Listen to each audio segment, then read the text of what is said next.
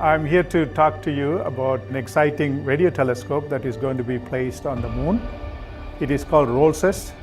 It stands for Radio Wave Observations from the Lunar Surface of the Photoelectron Sheath. It's a mouthful, but actually it's a very simple instrument, and it's going to detect all kinds of radio emission that is falling on the moon. Right now it is close to solar maximum, so the sun is producing a lot of coronal mass ejections and radio emission associated with them, and we can detect these radio bursts from the sun. Jupiter can produce radio emission in this wavelength that we are interested in, and we can observe Jupiter. Even the Milky Way galaxy produces low level of radio emission. We can detect those radio emissions. We also produce a lot of radio emission by man-made transmitters from Earth, and these radio interference can reach the moon. Characterization of the radio environment of the moon is very important. It has not been completely done, and therefore ROLSES will be able to contribute in identifying various sources of radio emission on the sun. If we are setting up an observatory on the moon, we should know what kind of radio interference we get there. Commercial lunar payload services, NASA and American companies working together.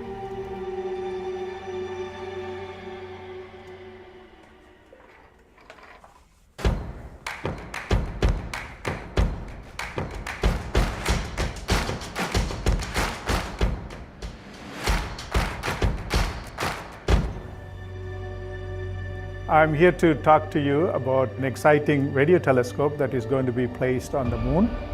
It is called ROLSES. It stands for Radio Wave Observations from the Lunar Surface of the Photoelectron Sheath. It's a mouthful, but actually it's a very simple instrument, and it's going to detect all kinds of radio emission that is falling on the moon. Right now it is close to solar maximum, so the sun is producing a lot of coronal mass ejections and radio emission associated with them, and we can detect these radio bursts from the sun.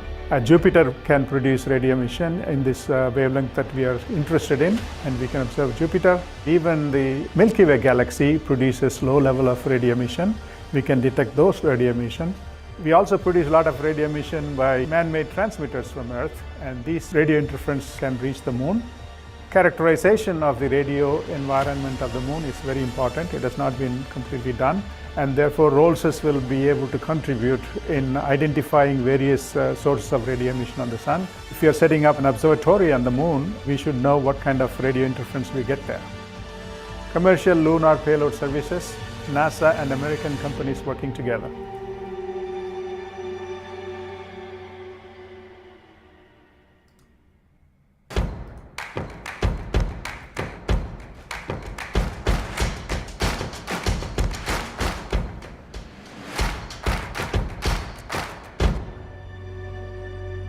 I'm here to talk to you about an exciting radio telescope that is going to be placed on the moon.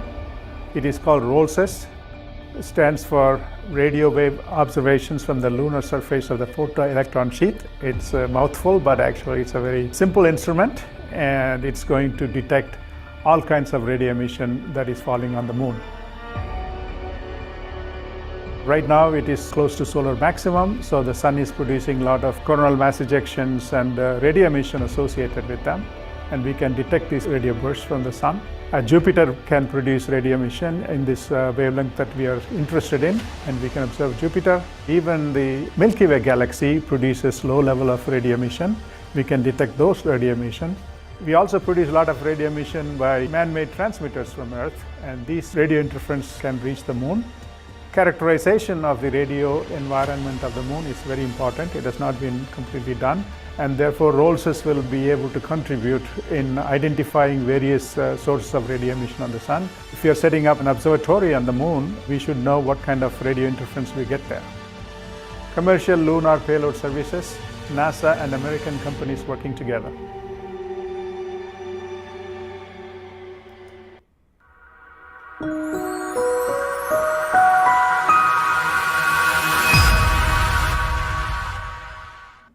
Just about everyone has seen and been amazed by the Hubble Space Telescope's incredible images of our universe, from star-forming nebula and gigantic galaxies to the beautiful planets in our solar system. For over 30 years, Hubble has been rewriting the textbooks as it continues to expand our own understanding of the universe. But operating a telescope in space isn't an easy task. As Hubble orbits the Earth once every 90 minutes, it's not exactly as simple as just spinning the telescope around and telling it to take a quick picture. And that's where the stock comes in.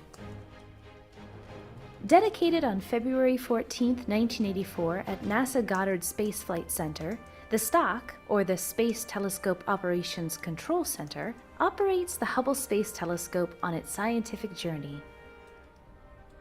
Built in the early 1980s, this historic location was one of the most complex satellite control centers ever developed. The engineers and scientists working at the stock maintain the health, safety, and performance of the telescope as it speeds around Earth at 17,500 miles per hour. Crewed 24 hours a day, 7 days a week, the team at the stock evolved with changes to computing technology. In 1999, Goddard upgraded the stock's computers from mini-computers to workstations. And in 2011, the stock utilized smartphone technology and automated processes, relieving the need for 24/7 staffing. While the stock has undergone many changes over the years, one thing remains the same: the team's commitment to the Hubble Space Telescope. The women and men of the mission operations team have been constantly in pursuit of finding ingenious ways to prolong Hubble's life to maximize its scientific return. Today, the mission operations team members at the stock continue to operate the telescope, capturing data and images of the cosmos for all of us to enjoy, and enabling Hubble to continue its mission of unraveling the mysteries of the universe.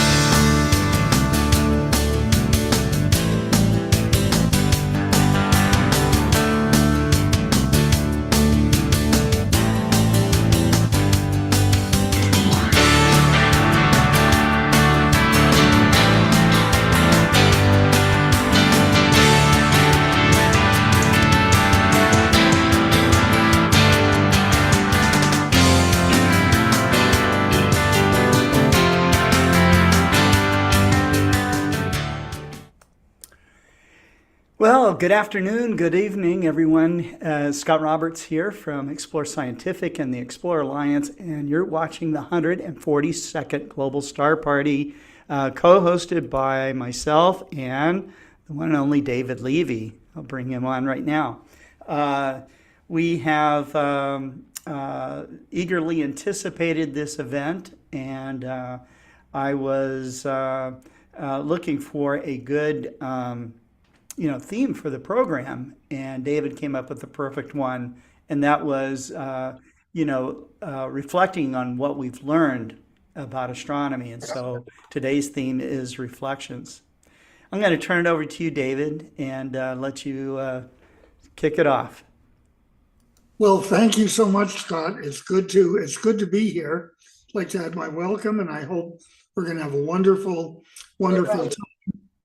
We have a number of interesting people here. We have David Schumann, Vice President of the Montreal Centre of the Royal Astronomical Society of Canada.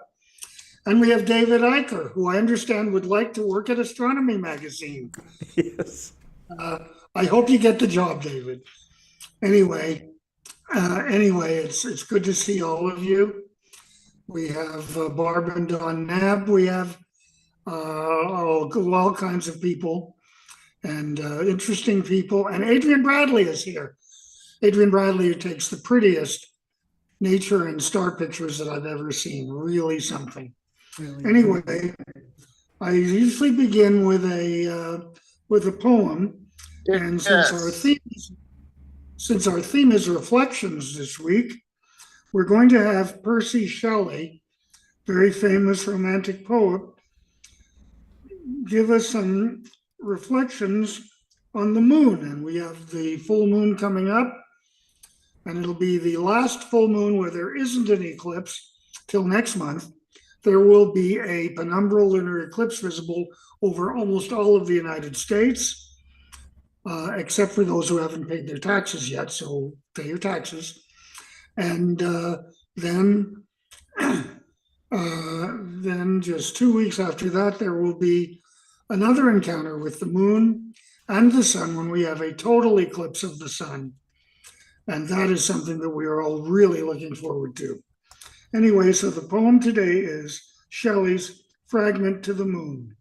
Art thou pale for weariness of climbing heaven and gazing on the earth, wandering companionless among the stars that have a different birth, and ever changing, like a joyless eye that finds no object worth its constancy, thou chosen sister of the spirit that gazes on thee, till in thee it pities. And thank you, and Scott, back to you. Okay, all right, that's great, David. Well, let's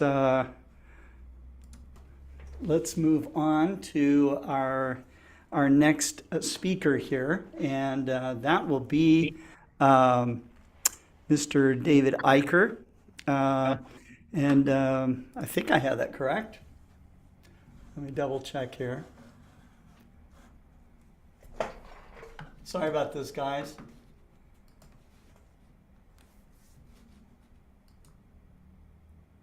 We have a pretty busy schedule.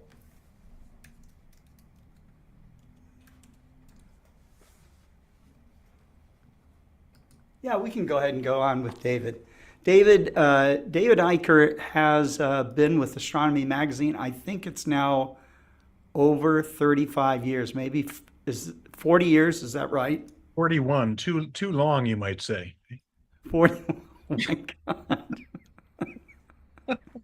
But you've had fun the entire time. I think that you've really enjoyed your time at Astronomy, and I think that it would be a rare privilege to really stand where you do and to see all of the professional astronomy, all those discoveries, all the space exploration, all the interactions with amateur astronomers over this time. How would you say that things, I mean, if you were to reflect back on your 41 years at Astronomy magazine, what is it that hits you most profoundly? Well, I mean, everything has changed. The last 15 or 20 years have really been a revolution in understanding what we know about the universe in many ways: cosmology, planetary science, astrophysics. The fundamental questions we've sometimes talked about here, we either know about much more than we did a generation ago, or are leaning in on some pretty good answers, about the origin, size, shape, fate of the universe, et cetera. And then, of course, the hobby, thanks to people like Scott Roberts, has changed totally in the last generation as well, with imaging, with the availability of really good telescopes, with the knowledge that you can. I remember when I started, I read that forget the Veil Nebula, you can't see that in an 8-inch telescope. And one of the things, going out with an 8-inch telescope on the first night I had it and seeing the Veil Nebula, something's wrong here, Yeah, that's right. So there's been a revolution in information, of course, as well as technology, which makes it, of course, a better time than ever to be interested in all this and to be an amateur astronomer. Yes. Yeah, we've often mentioned to each other that we're in the golden age of astronomy, and that is true. Whether you're an amateur or you're a pro, the rate of discovery, the realizations of our place in the universe, you would think it would get clearer and clearer, but the questions become more and more, so. I think back to Bob Jastro's book, Cosmic Discovery, was it called? From the late 70s, in which he calculated very meticulously that we really maybe, and this is not to say that fundamental laws that we believe in are going to be overturned, gravitation, relativity, etc. But we maybe know of about 20% of the kinds of phenomena in the universe. There's a lot to learn yet, but we know Yes. a lot more than we did 40 years ago about some of the Right. big questions. Right. Well, excellent. Well, last time you were on, you talked about the astronomy and the Civil War. We got part one, and this is going to be part two. Back when I was young, a long time ago, I was tired of writing about coming home and writing and doing projects on astronomy after doing it all day, day after day after day. So Right. I was given a bunch of stuff from a Civil War ancestor, a great great grandfather who fought in an Ohio regiment under Hmm. U.S. Grant and William Tecumseh Sherman during the war. And so really got interested in that. And I had been brainwashed by my dad, a professor who took me around to historical sites before I cared about girls, that kind of thing. And that comes back to you, later on.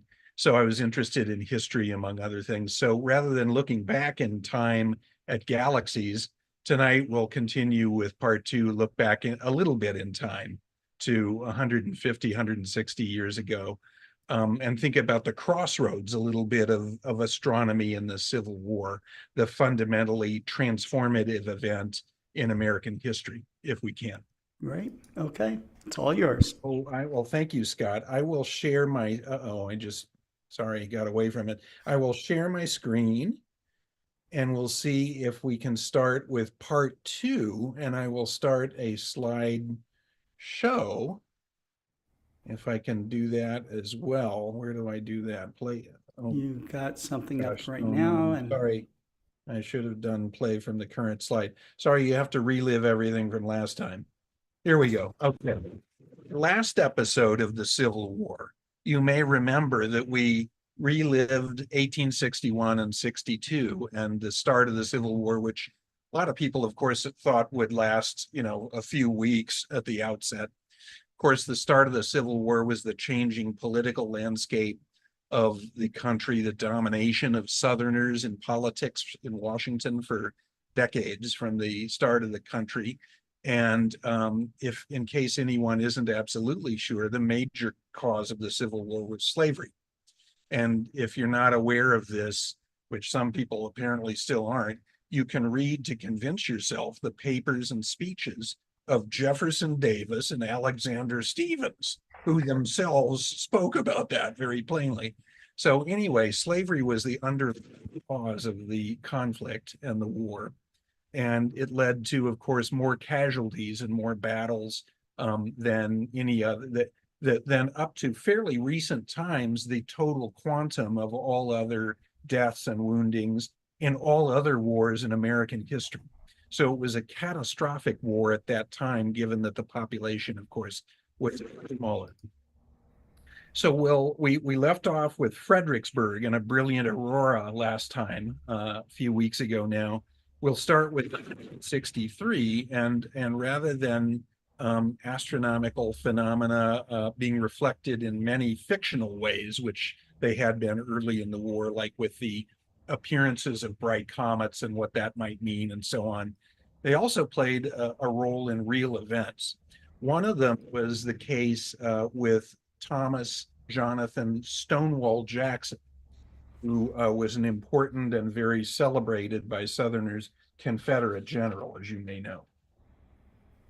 He was junior only to Robert E. Lee in the East, who was the commander of the Army of Northern Virginia, and James Longstreet, who commanded the 1st Army Corps in the Army of Northern Virginia. Jackson was the commander of the 2nd Army Corps, but he was very well liked and celebrated, even though he was an odd guy. He would ride into battle with one arm up and suck on lemons because he thought that that balanced the blood.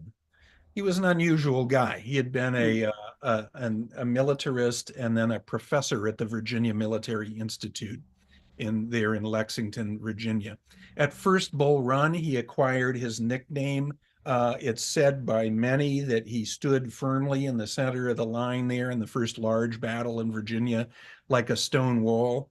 Others, Barnard B., who was a colonel and was mortally wounded there, suggested that what was meant is that he was standing like a stone wall in the way of the other Confederate troops, and they couldn't get through. So the interpretation of his sobriquet, if you will, was somewhat cloudy in those days. But he pulled at a later battle in 1863, now where we are at Chancellorsville, an incredible and very daring maneuver. He had fought in a number of places early in the war in the Shenandoah Valley and through Second Bull Run and Antietam, and performed very well there as a commander, had a reputation as a daring commander. And at Chancellorsville, late in the action, he commenced with his corps a flank march around a portion of the Union Army that stunned and surprised a good part of the Union Army that was commanded once again by a knucklehead. In this case, it was Joe Hooker, Major General, who was in command of the Army of the Potomac at the time, after a succession of other failures, who included Ambrose Burnside and George McClellan and so on. And Hooker stood up at the Chancellor Tavern in the middle of this battlefield against a column as the battle was going on, when it was struck by a cannonball, a Confederate cannon shot, which knocked him senseless. Yet he refused to relinquish command. So the Union command was in a state, somewhat chaotic state there, late in the Battle of Chancellorsville. Well, anyway, Jackson's flank march stunned and surprised the Union line, helping to secure a Confederate victory in both senses, tactically and strategically. However, late on May 2nd of 1863, North Carolina sentries mistook Jackson and his staff, who were on horseback, for Federal cavalry riding into their line, and they opened fire on the group. You may know the story if you're a Civil War person. Jackson was hit 3 times. He was hit twice in the left arm, once in the right hand. And this monument that's very close to the Chancellorsville Visitor Center, if you ever go to the battlefield there, marks the position of Jackson's wounding. It's very close to the turnpike that you that follows the wartime road that you can go across, and is kind of hidden in brush, but it's near the visitor center there. That marks the site of Stonewall Jackson. Well, he was wounded badly and taken suddenly by his troops to an aid station down the pike, which is at this site here at the J. Horace Lacey Farm, that's National Park Service property now as well. You can go and visit this, called Elwood, the mansion house here. And at the aid station that was set up here at the battle, just post-battle that evening, they amputated his arm and they buried his arm under this marker. So Stonewall, if you really want to see Stonewall Jackson, you have to go to 2 places. Okay, you can only visit his arm here in the Chancellorsville wilderness there. This is, of course, west of Fredericksburg, Virginia. Hopes were in the Confederacy for the recovery of Jackson because he was such a celebrated commander, despite a somewhat mixed reputation. Lee was in despair, allegedly saying that Jackson has lost his left arm, but I've lost my right arm, Robert E. Lee said. The wounded commander, they really wanted to try to get Jackson back to Richmond for good medical care. So they transported him to a railhead that was part of the way back toward Richmond, called Guineas Station. This is also, what's left of it here, is also National Park Service property. You can go and visit this here. And he was in a bed here at what's called the Chandler Farm Office building at Guineas Station here. And here, a number of days after the wounding, he died in this room that's on the right side window there on the left part of this image here. So that for Stonewall Jackson. Well, in 2013, a group of astronomers and history enthusiasts studied the situation of that critical night at Chancellorsville, found that the moon was very low in the sky. It was only about 25 degrees up. in the sky and directionally calculated that the Southern troops seen this group of riders who they assumed were Union cavalry, but actually made up by Jackson and his staff in shadow because of the geometry of the moonlight and its elevation. So that likely led to the tragic mistake. And here's a post-war image from the Library of Congress showing the wounding site long before the Park Service or a monument arrived there.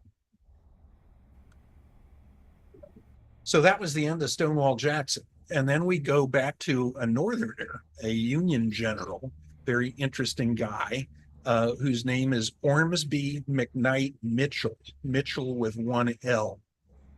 He became a scientist and was a militarist early in his life also. But he was an astronomer. He was born in Kentucky and he moved to Cincinnati, my old stomping grounds, as a young guy. And he helped to found the Cincinnati Observatory and became its first director.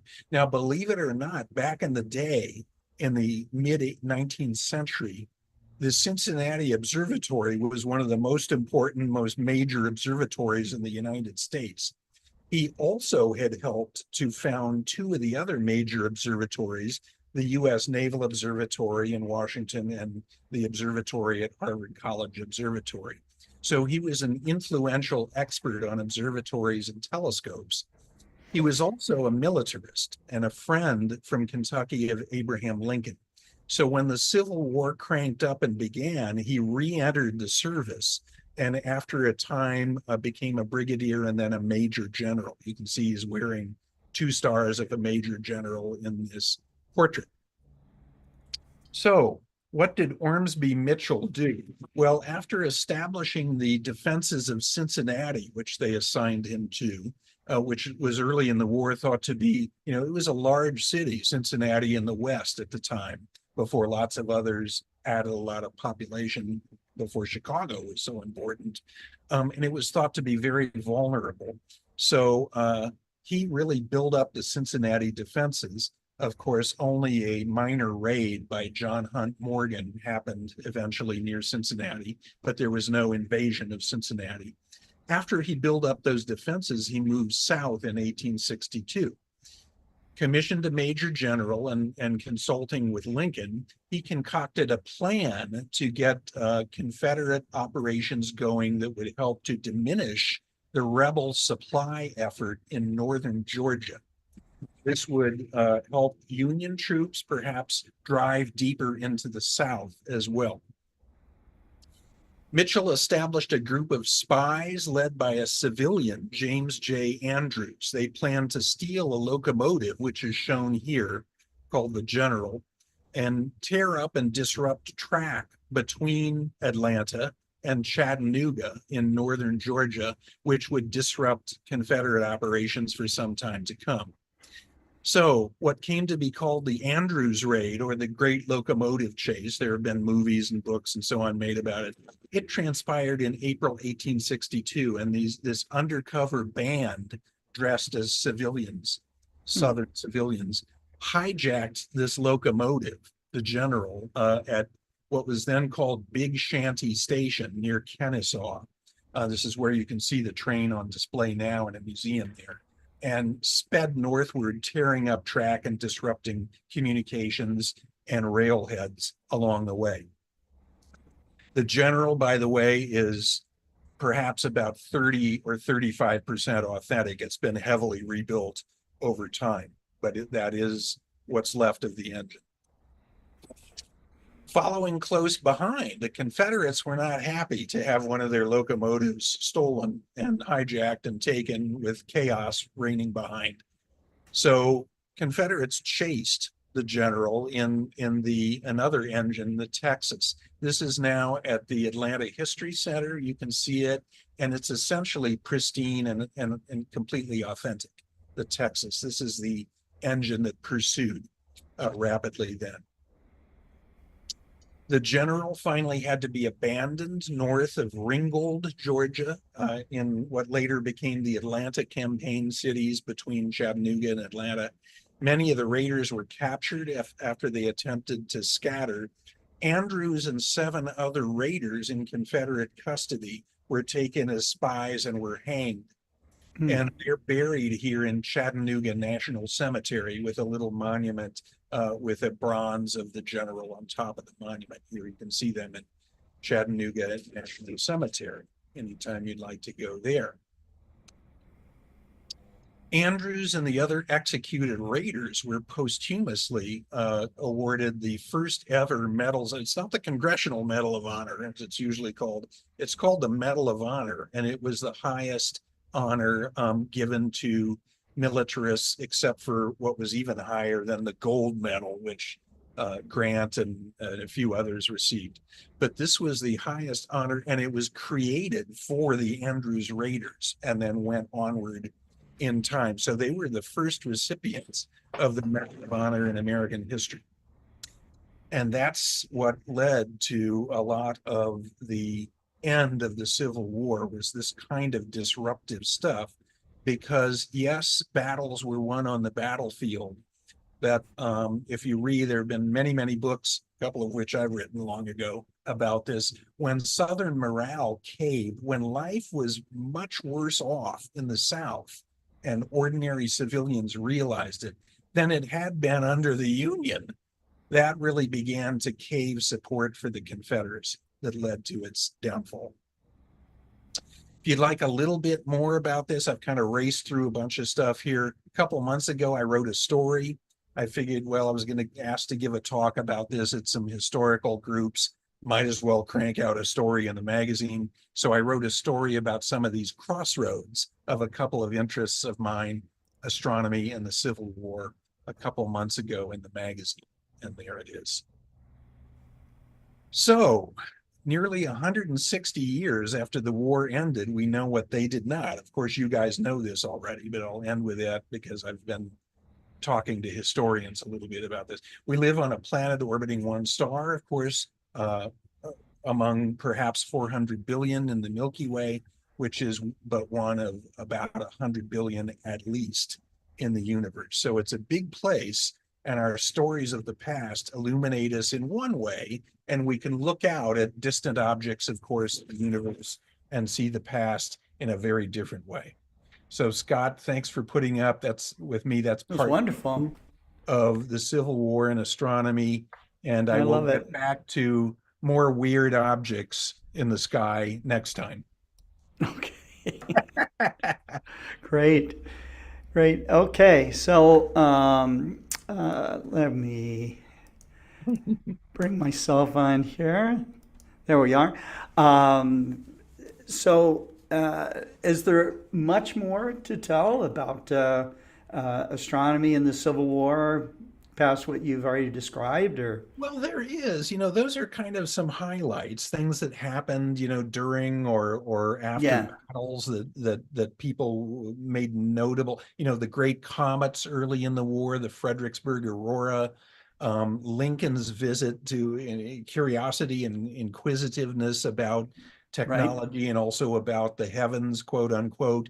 His visits to the old Naval Observatory, which you can still go and, as I mentioned the first time, climb up the same worn wooden ladder that Lincoln climbed up, where he visited Asaph Hall, who later on discovered the moons of Mars. Those are some of the most interesting crossroads. And of course, a lot of people who were involved in astronomy were not just Mitchell, but others were involved in astronomy as well, of course, because the Civil War pulled so many people who were capable into military service. The guy who was ostensibly the superstar of the U.S. Naval Observatory and office and the Almanac office, those of us who pay attention to planetary stuff, the Astronomical Almanac is a Bible of predicting, thanks to Johannes Kepler originally, what's going to happen in the sky, like eclipses and so on. Sure. Yeah. But the guy who was in charge of that at the outbreak of the Civil War was Matthew Fontaine Maury, a very famous naval figure and astronomer, and he went and became a naval officer in the Confederacy. So things did go in different directions there as the Civil War approached. Mhm. Was there technology developed during the Civil War that led to technology being used in astronomy? That's a very interesting question because I think there was such an acceleration of technology being developed at the wars outside and during the war for military weapons. And Lincoln himself, as I mentioned a few weeks ago, was very interested in this and would go down to either to the Navy Yard, which you can still visit in Washington, or to the area that's now the reflecting pool in front of the Lincoln Memorial, between the Okay. Lincoln Memorial and the Washington Monument.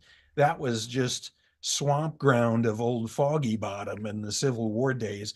He went down there and would participate in tests of many, many weapons.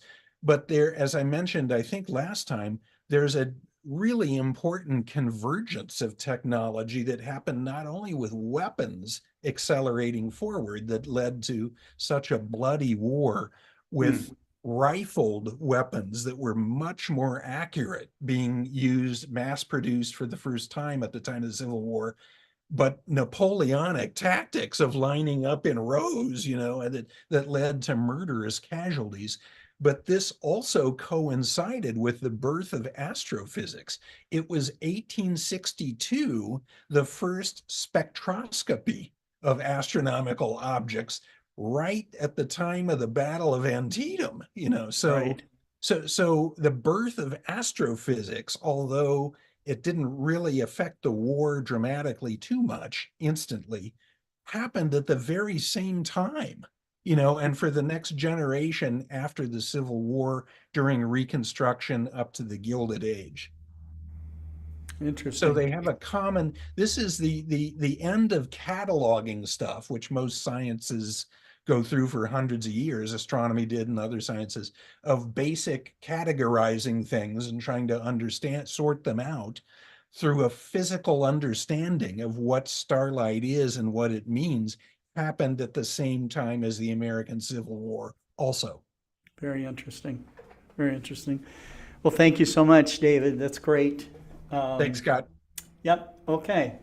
So our next speaker is going to be the Astronomical League, and will be Don Knapp.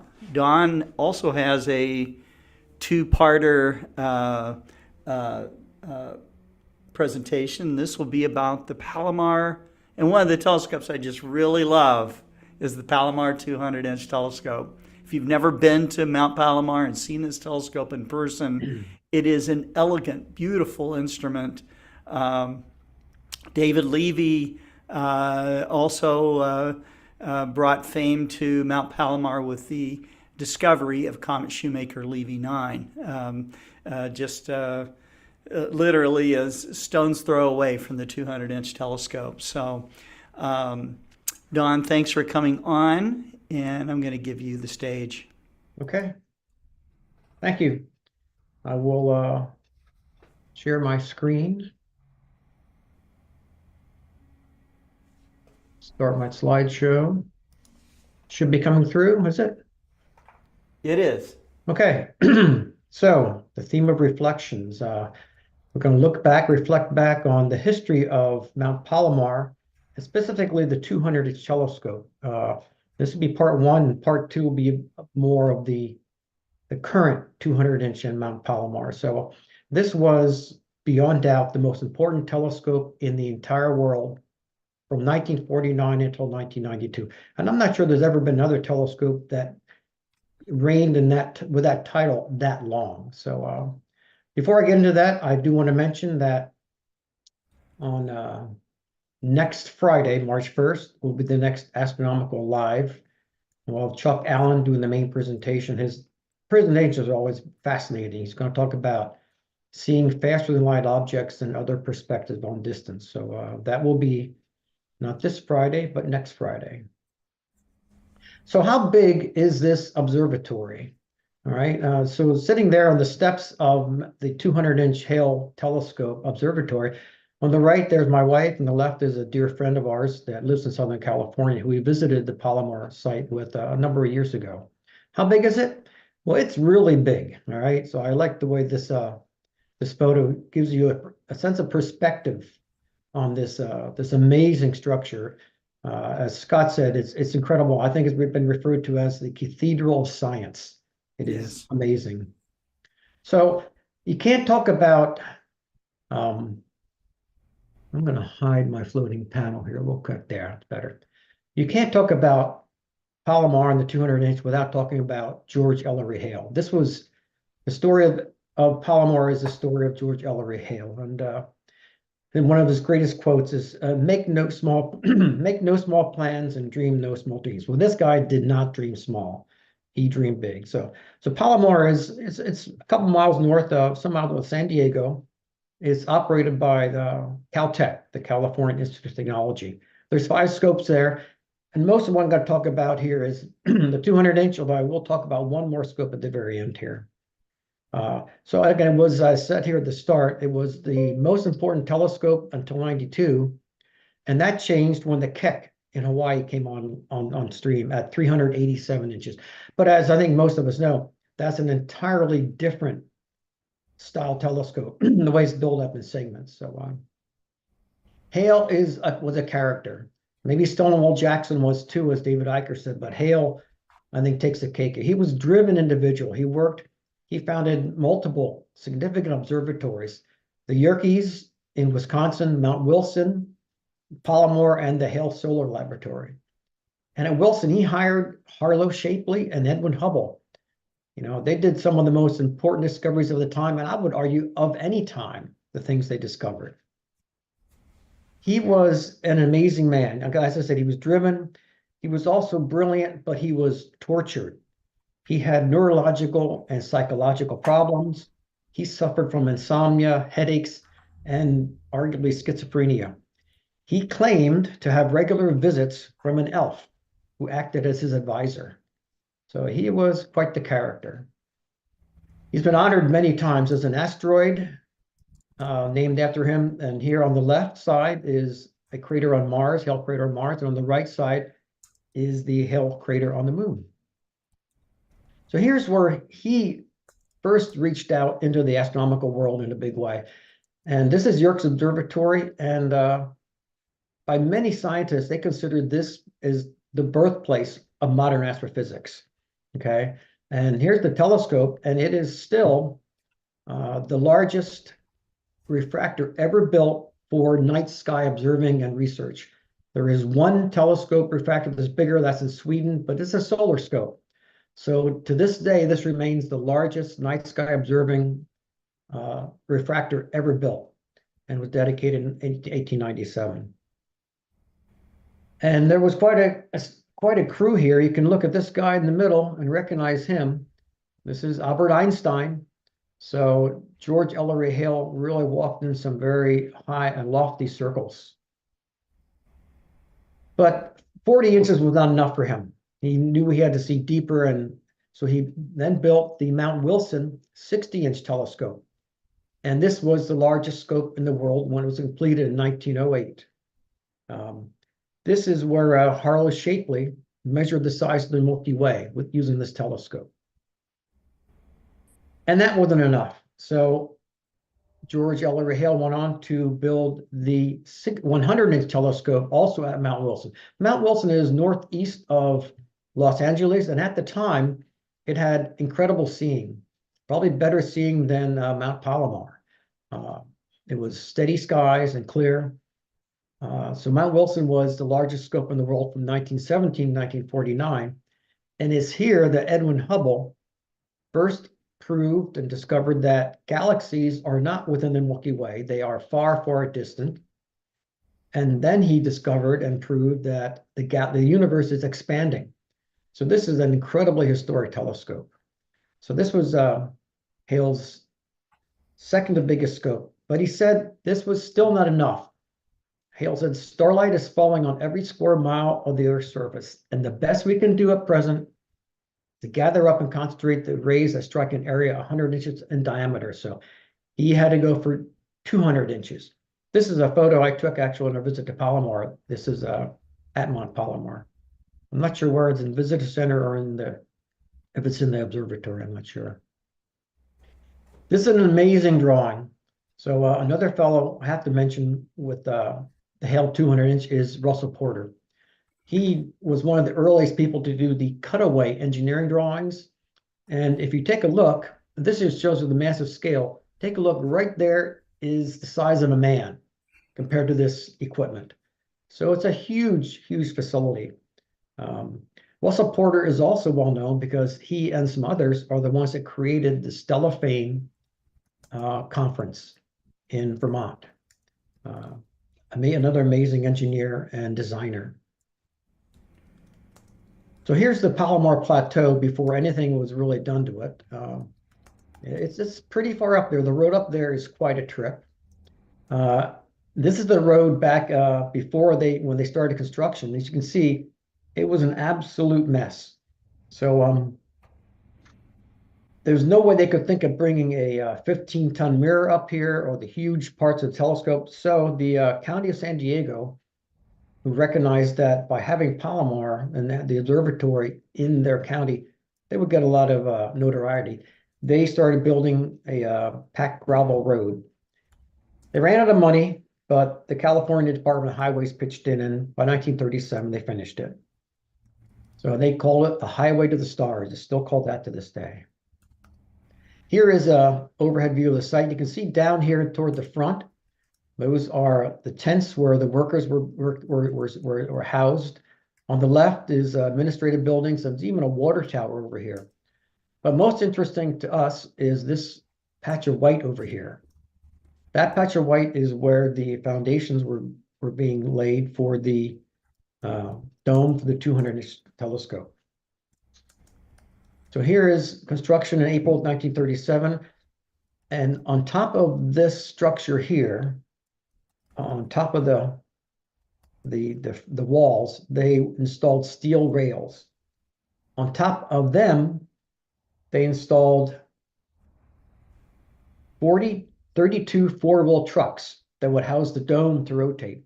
Now, the other thing you need to look at here is this arch that's being built.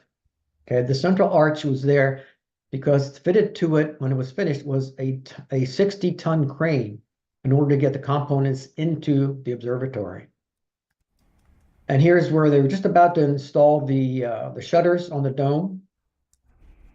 And here is the finished dome. So this to me just looks like something out of a 1950s science fiction movie, you know, Day There Stood Still or one of those movies.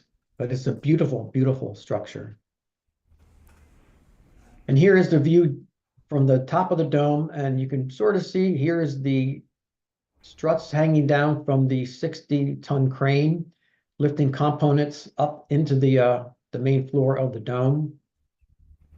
These are part of the yoke. This one is being held temporarily by a scaffold, and you can see the crane here is lifting the other side. I guess that is the one is the north and one's the south. I'm not sure which is which here.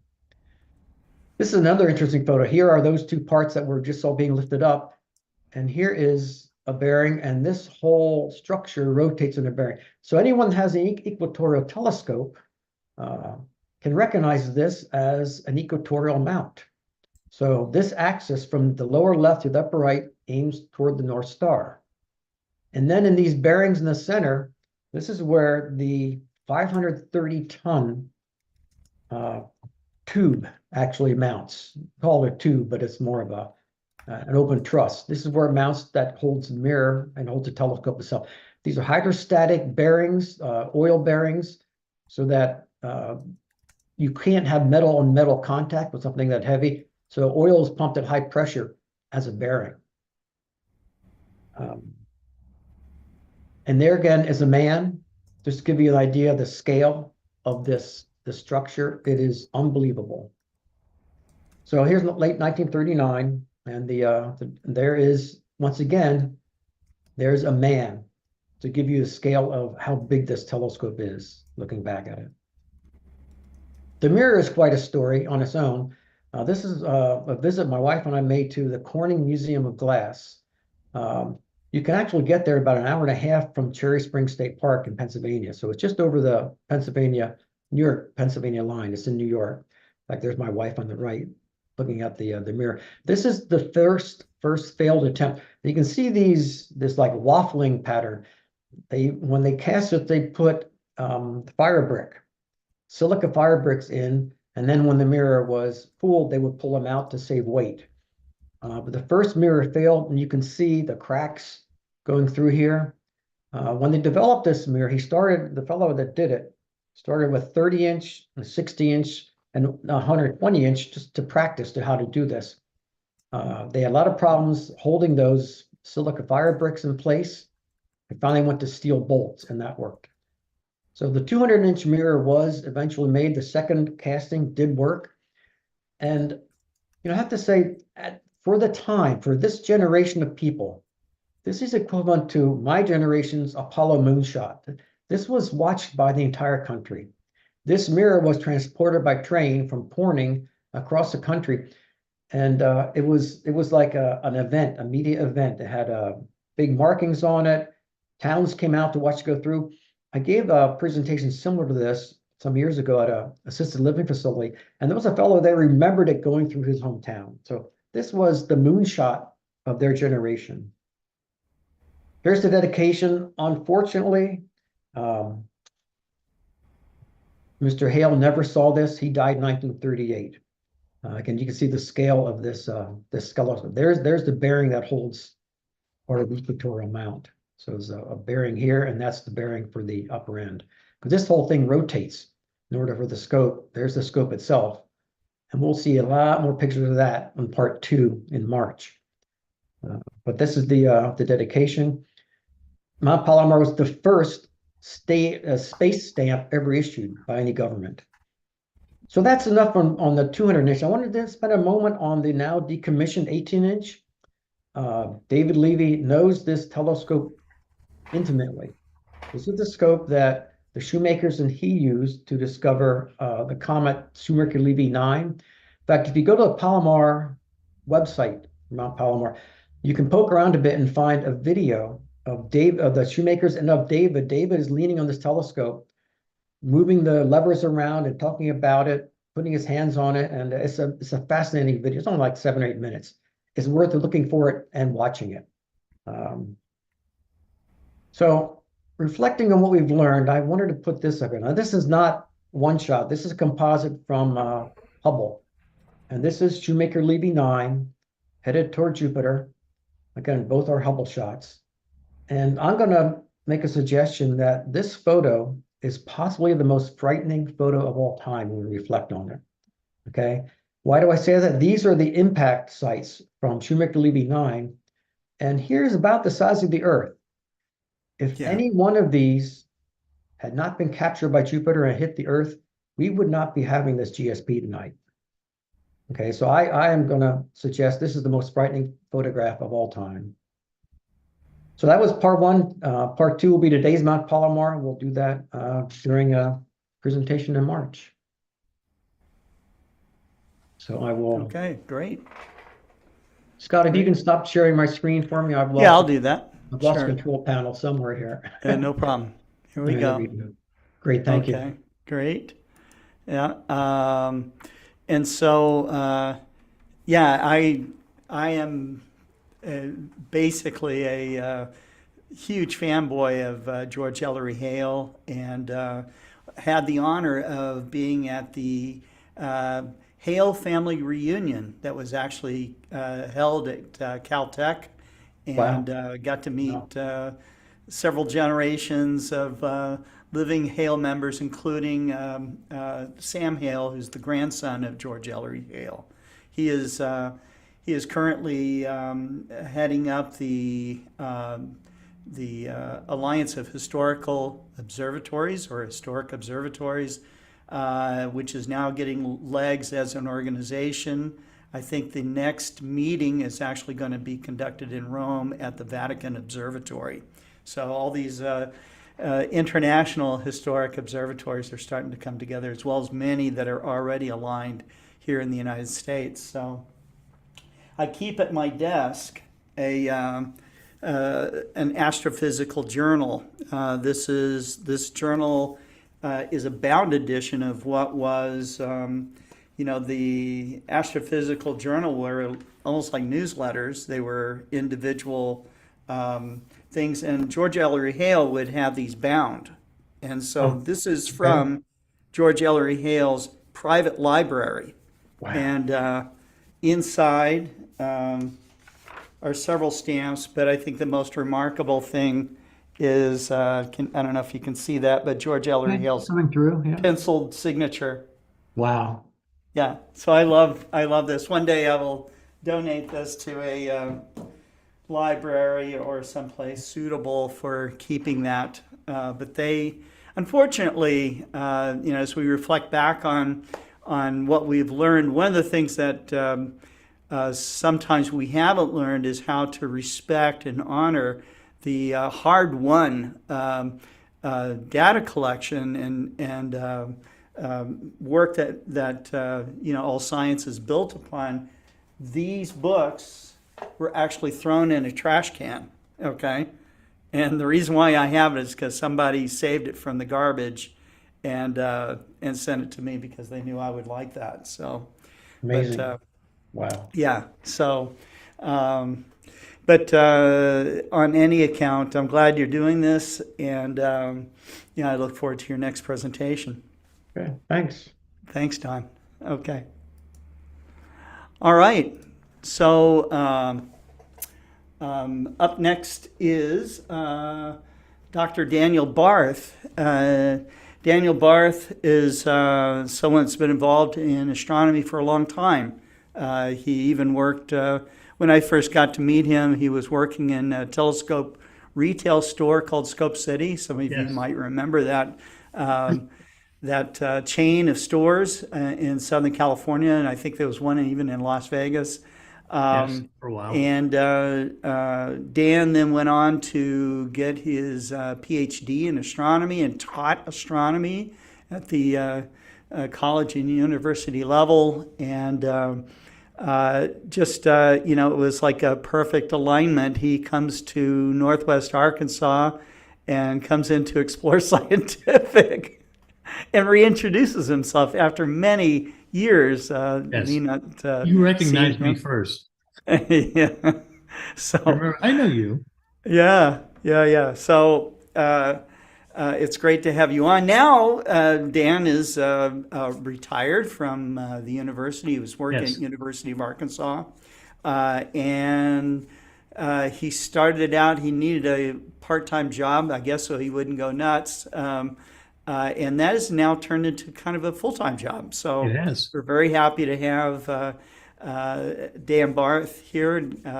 He goes by the nickname of Doc. And so if you call customer service, you're likely to get Doc to advise you on eyepiece selection or how to use your new telescope. So I have all the best toys.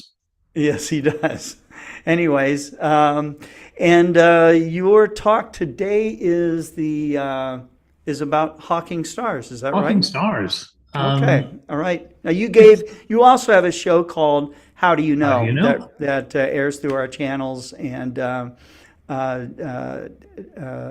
Daniel is also an author of some very good astronomy books, including one that's given out for free to educators and stuff. So I'm sure he'll mention that a little bit. But I'm going to turn this over to you, Dan. Thanks for coming on. Thanks, Scott. Really fun for those of you who like the books. Astronomy for Educators, I believe, is now the world's most popular astronomy activity manual. More than 10,000 schools in more than 65 countries use it. You can put that into any search engine, Astronomy for Educators, it'll come up. The ScholarWorks website from the University of Arkansas lets you download it for free. And please do take a look, share. You probably have teachers looking for astronomy activities right now. They can get them in the Astronomy for Educators book. It's all designed to be low tech, pinhole cameras and projecting the eclipse through a binocular onto a piece of paper and the like. So if you know teacher looking for some sort of activity because it's Monday, it's a school day, we of course think that everyone should declare a national holiday across the corridor of the eclipse. But I don't know, I suppose you could remember in November to write in Barth for Emperor and we'll solve all these little problems. That was the joke I always used to use on my students. in election years, and it got progressively more funny as the years went on in the classroom.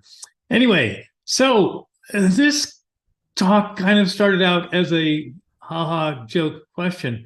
How would you hide a black hole?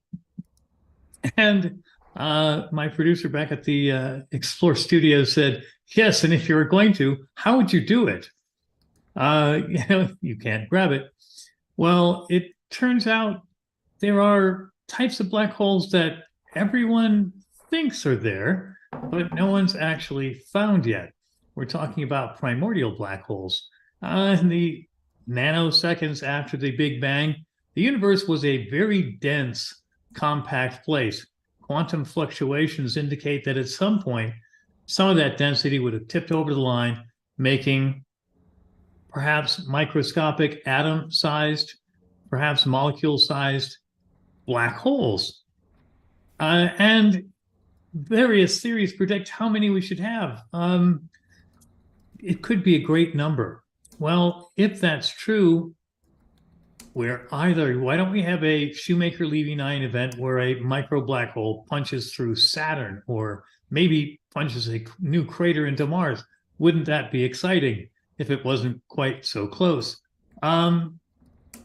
Well, it seems like black holes could get hidden.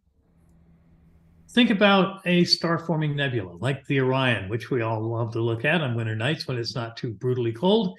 And we get out there and you look and you think about, here's molecular clouds condensing. And what if there were primordial black holes inside such a cloud, such a molecular cloud, collapsing into star formation? You would birth not nice, young, healthy stars, but these sort of dragon egg things where you've got a star. Where's a black hole going to go anyway? It's going to go into the nearest gravity well. The forming stars, if there are primordial black holes in areas where new stars are being formed, wouldn't we indeed have stars with black holes in the center?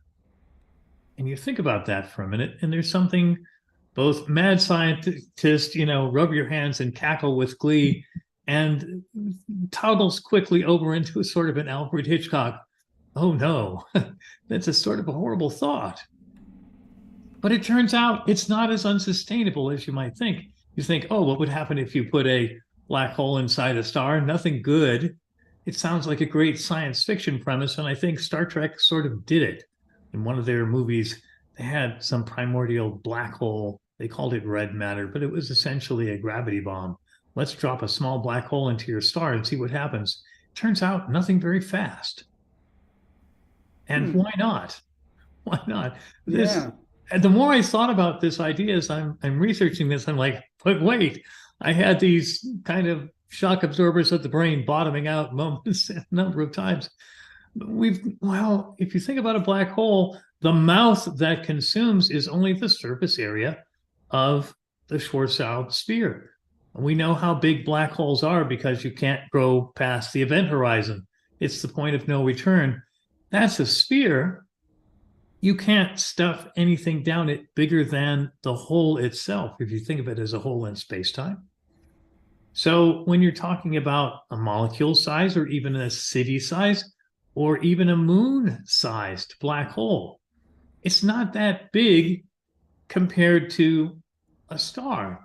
And our sun isn't particularly large. What's a dwarf?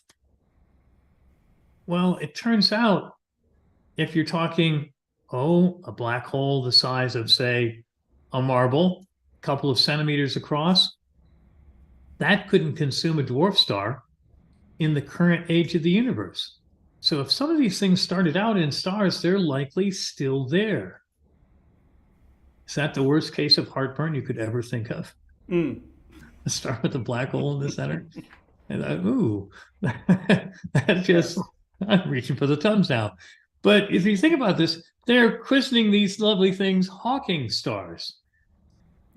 Steve Hawking and Kip Thorne had these famous arguments and bets about whether or not black holes would be detected, et cetera, et cetera. And it was kind of like the classic silly dollar bet. But if we think about this as a Hawking star, as a star with a black hole inside, could our sun be a It's hard to say. Could our sun be a Hawking star or an Hawking star? It would take, even if it was the size of the moon, hundreds of millions of years to consume. So if we've got this in, turns out if you start thinking about, well, what happens? We normally think of a star as the core being where the fusion happens. And outside that, there's a radiative zone. Closer to the surface, there's a convective zone. And we know about those because we can actually see with a good solar telescope the granularities, the flares, and the prominences, the other solar features. Well, turns out if you have a black hole in the center, you don't just have a sink down which everything pours, you also have an engine which produces a great deal of energy. Black holes acquire material in an accretion disk in an enriched environment of the core of a star. The material you're accreting is essentially superheated, supercompressed plasma with a density greater than that of stainless steel. And you've got this stuff going around, heating up and giving off a lot of X-ray, UV. I don't think it quite gets to gamma, but you get a lot of very hot radiation coming off, and you essentially have now a new power source for the star. And it becomes crazy because this changes it so that the convective zone now effectively goes all the way into the core. So you're stirring material from the core to the outside. And these things are essentially, their fusion engine is different now. Think about, what could you do to, in astronomy classes, we joke about, oh, well, here's our model of what the core of the sun is. But of course, how could you actually prove that? And, somebody always said, well, take a submarine, right? Take some sort of a probe and send it in, and you say, okay, well, follow along with that idea. And you get the idea that at the surface of the sun, it's 30 G gravitation. And as you go down, density and pressure get worse. So it's not even like going to visit a wreck at the bottom of the ocean. It's far, far worse than that, and at fusion temperatures. But it turns out these things do, in fact, affect properties that we can see. There's a new science called astroseismology. It turns out that when you have a gravitationally compressed ball of plasma undergoing nuclear fusion at its core, this sets up an oscillation, and stars effectively sing. We can watch them have quakes, especially, yes, would you think during prominences and coronal mass ejections? Yes. But they have regular harmonic frequencies. And we can see this because why? The plasma pulses in and out. You may have seen these demonstrations where you have a pipe, a gas jet, and someone plays an instrument, and you can actually see, because of the sound wave controlling the plasma from the fire, it's much the same here. You've got a plasma system, it has a resonant frequency, and because the plasma pulses in and out, we can read a Doppler shift, and we can essentially listen to the song of the stars. And Hawking stars sing differently. They're cooler at the center than they should be. If they were regular stars that we've all thought about growing up. It turns out if we look for red giants near the end of their lifetime, some of them may not go bang the way we expect because they've got something gobbling them up from the inside out. It's like one of those horrible nature videos where the wasp stings the insect or the spider, and then it grows knobs all over as the things eat it from the inside out. You've got this horrible image of this red giant, which is supposed to have a spectacular supernova, and the black hole is getting bigger, faster, and gobbling more. And maybe it just goes and goes away instead of going bang. Wow. Turns out we know at least 500 red giants, which are cooler than they ought to be, which people have noted for decades. But it's one of those interesting facts. Well, there's another cool one. And what do we do about that? And now suddenly pops out with this idea. And so people are going hunting for a new kind of star. Awesome. Awesome. That's great. Well, thank you, Dan. I found this quote from Hawking, and it says, in space, no one can hear you scream, and in a black hole, no one can see you disappear. So there you go. I like that very much. Yes. Anyhow, that's great. We are moving along here, and our next speaker is none other than Ron Breacher. Ron, let me bring you on here. Thank you very much, Dan. And there you are. Ron, thank you. First off, I want to thank you personally for all the great astrophotos you've been sending me. I love seeing them, and it's just, I always know it's going to be a mind-blowing image every time. So it takes a lot of work on your part, and I think that I've been talking with Terry Mann, who is someone I often collaborate with her Astronomical League live programs and stuff like that. And she's wanting to take her astrophotography to the next level. And I said, there's probably few people that you should select as a tutor, and one of them is Ron Breacher. So, Ron, you should probably be getting a knock on your virtual door here pretty soon from Terry. Thank you very much. Yeah, I'm imaging right now, actually. Although there's a lot of moonlight, I'm imaging in H alpha tonight, and it's looking good. Maybe if there's time, we'll check in on the observatory. But the theme tonight is cosmic reflections. So that's what I'm going to talk about tonight. Okay. And let me share my screen with you and get to my presentation. So I want to talk about cosmic reflections tonight. And I guess first of all, whenever I do a talk for you, Scott, I have to reflect on the theme. And you always write interesting stuff. And with tonight's theme, which I'm gonna show you what I thought was important. I want to talk about some literal stuff, and that's always my excuse to show some pretty pictures. But we need to talk about the figurative aspect of cosmic reflections as well, and so I'll give examples of both. So this is the theme of tonight's Global Star Party, or part of it. It's the part that I focused on when I was thinking about what to talk about. The idea that it's important for us to reflect how astronomy informs me on a personal level, and how I integrate it into, how I feel about the universe, how I feel about my place here, and my purpose. So I'm going to talk a little bit about that at the end, but of course we need to talk literally first. And if you think about what is reflected, literally everything you see ever is reflected. Even seeing a beam of light through clouds, that light is scattering off, reflecting off particles of dust. So just about everything you see is reflected. Of course, deep sky objects, reflection nebulae, dark nebulae are the two that I'm going to really highlight tonight. Solar system objects, of course, reflect the sun's light, but I'm not going to talk about those tonight. And then figuratively, I want to talk about the big questions that I think about when I'm alone under the stars.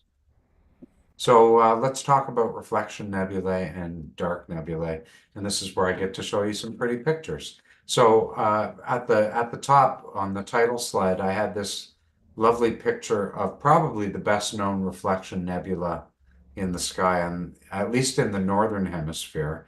That's the Pleiades, Messier 45, the Seven Sisters, in Spanish, Las Siete Cabritas, I think they say, the seven little kids, seven little goats.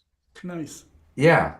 And this blue color comes from the dust that's surrounding these stars, and the light's being reflected back to us.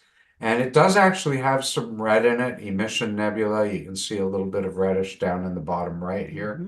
But mostly it's just a big old reflection nebula, and fantastic in binoculars. I mean, it's also one of the best open clusters in the sky.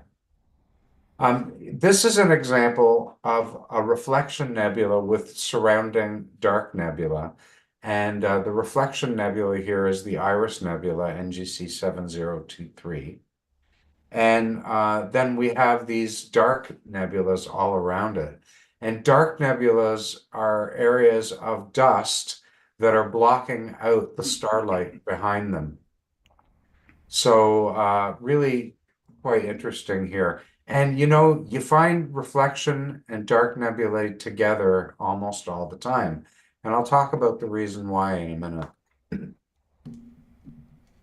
Here's maybe one of the prettiest star fields in the sky, Orion's Sword, or this is most of Orion's Sword.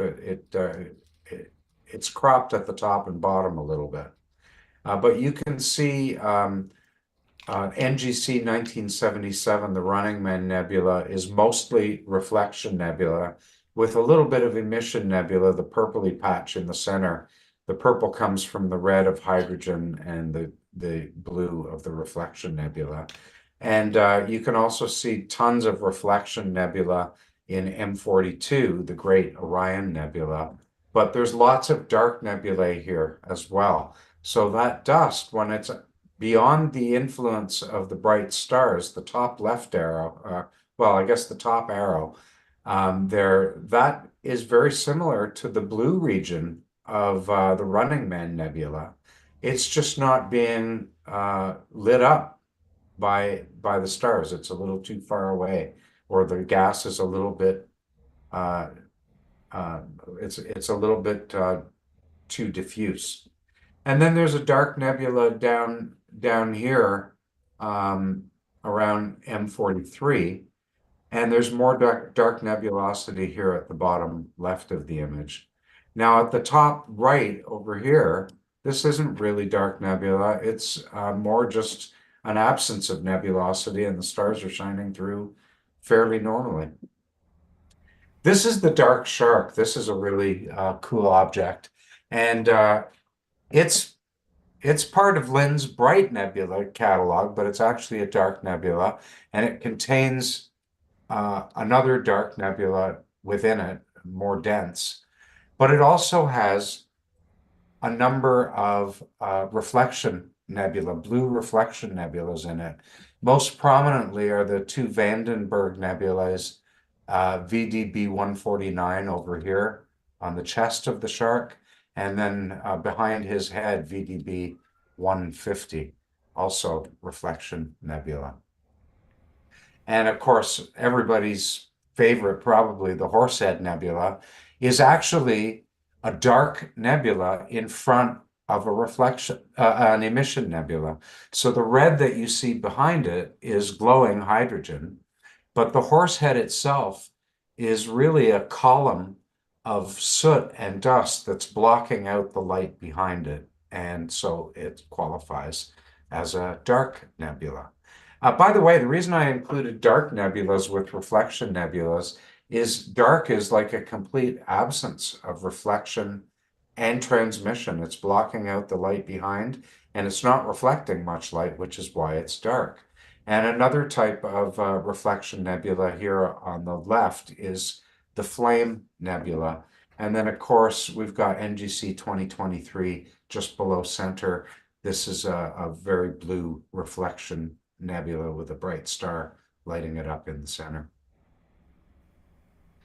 So I thought it would be worth now talking about the less literal stuff, the big questions. These are the things that I think about when I'm either outside under the telescope, or sometimes when I'm processing an image and I see something unexpected or more detail than I expected. I mean, it's all shocking to me that we can now capture these beautiful things like from your garden. My observatory is across my driveway, and it's imaging right now while we're talking. So the big questions, I mean, we all probably think about a lot of these, maybe all of them. How did it start and how will it end? Those are the obvious ones. And there's lots of documentaries about that. Is there anybody out there? And then, because we got to think about time as well as space. That's what the then is for. And that's, there, again, lots of content you can watch online. But the last two questions, why am I here and why am I still here?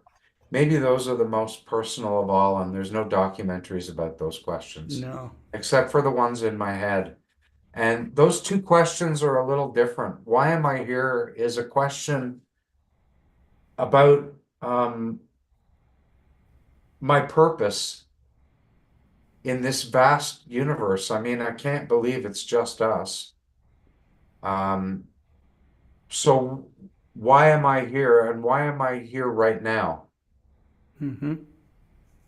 How do I fit in? What's my purpose? And then the why am I still here is just, I can't help but reflecting, and we all have this stuff in our life, where you've done something stupid as a young person, or somebody else did something stupid that could have completely changed your life.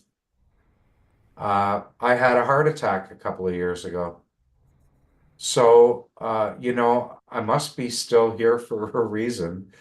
I don't know exactly what it is, but that's one of the things that I think about pretty deeply when I'm out there. And I don't really have answers for any of these questions. It, wouldn't be much fun if I did. But I just want to finish off the talk. I just want to show you some stuff from a recent image that kind of blows my mind, and really all of these questions come together for me. So a couple of weeks ago, I shot this galaxy cluster. This is the Able 779 galaxy cluster.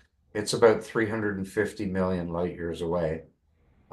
Pretty far for the things that I've shot. But as I usually do, I want to identify all the galaxies here. I make an annotated image using various star catalogs. And all of the galaxies in the image, or many of them, I'll go back. Many of the galaxies in this image are labeled in yellow. Not all of them. So there's a galaxy right here that's not labeled at all. There's another one right there that's not labeled, and I can see more. But what's really interesting is what's labeled in white. What's labeled in white are catalog entries from the milliquas catalog. That's the Million Quasars project. And everything labeled in white is a quasar. Quasars are a type of active galactic nucleus. They're incredibly bright and usually incredibly far away. The closest quasar known is 600 million light years. And you'll see in the lower right, there's a couple of these that are circled. I looked them up, and you can get the red shift. You can see how much the spectrum has been shifted by the huge velocity at which these two quasars are receding from Earth because they're so far away. And I looked up the redshift, and I looked up the formula for calculating the distance based on the redshift. And the one here at top right, you can just see it in the crosshairs. Wow. Look how far away these things are. 9.3 billion light years. And even fainter, if you look down here, 12.8 billion light years. That's less than a billion years after the Big Bang. Wow. So going back to those big questions, I guess all I can say is I really don't know. I hope I never stop thinking about those things, but I guess I don't know if I'm ever going to find an answer, but maybe that doesn't matter. 12.8 billion light years. You can see it there really clearly Stunning. in the center of the crosshairs. So if you want to see more of my stuff, check out astrodoc.ca, proudly Canadian. That's my website. Lots of pictures there. You can sign up to get new photos when I publish them. And just for fun, before we go, I just want to show you what I'm working on tonight. So if I go into my temporary directory, I processed last night's data early this morning. And this is what I'm capturing right now. I'm going to stay on this target for a few weeks certainly until after the moon leaves the sky. This is Messier 82. It is not a reflection nebula. It's a galaxy, but that's what I'm shooting right now. So thank you for indulging me, and I hope we share some of those questions in the quiet of our own thoughts. I hope you're thinking the same thing I am. Yeah, Ron, I think that all of us that are amateur astronomers have spent time, perhaps in solitude, looking up at the Milky Way, or maybe through the eyepiece or at our computer screen, Yeah. and really just letting yourself absorb the distance. I noticed that when people first You're shaking my head because recognize these things, they feel very tiny and almost insignificant. And I think that part of being humbled before the universe is actually very important, because yeah.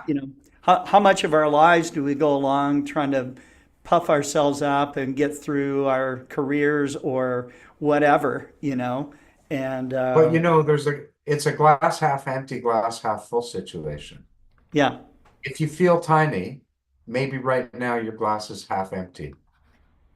But if you feel like you're part of something really big, maybe your glass is half full.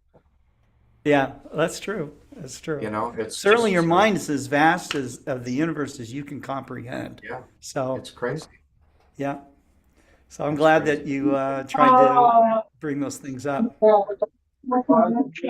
My glass is half empty. It was half full, but I just missed the spare. I'm giving you this presentation while in league and a couple 200 games, but we all could have been, our universe was clean until I missed the spare. So Oh, it's half empty right now. But I was while doing the bowling, I listened to the presentation and enjoyed your presentation, Ron. You basically said everything and anything that I'll be saying in my short presentation. So thank you for that. You give me the floor, Scott. I'll go ahead and add the one yeah. image that All I right. want to share. Thank you, Ron. And Thank hopefully, you. yeah, and thank you, Ron. See you soon, Those are guys. beautiful images Yeah. as always. Take care. So you see, I'm hanging on to my iPhone because Yeah. I'm in league, but that does not mean I can't share my reflection.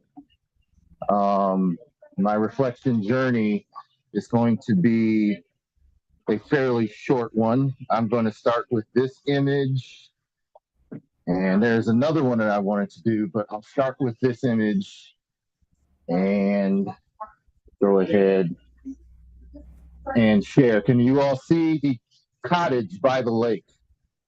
Yes.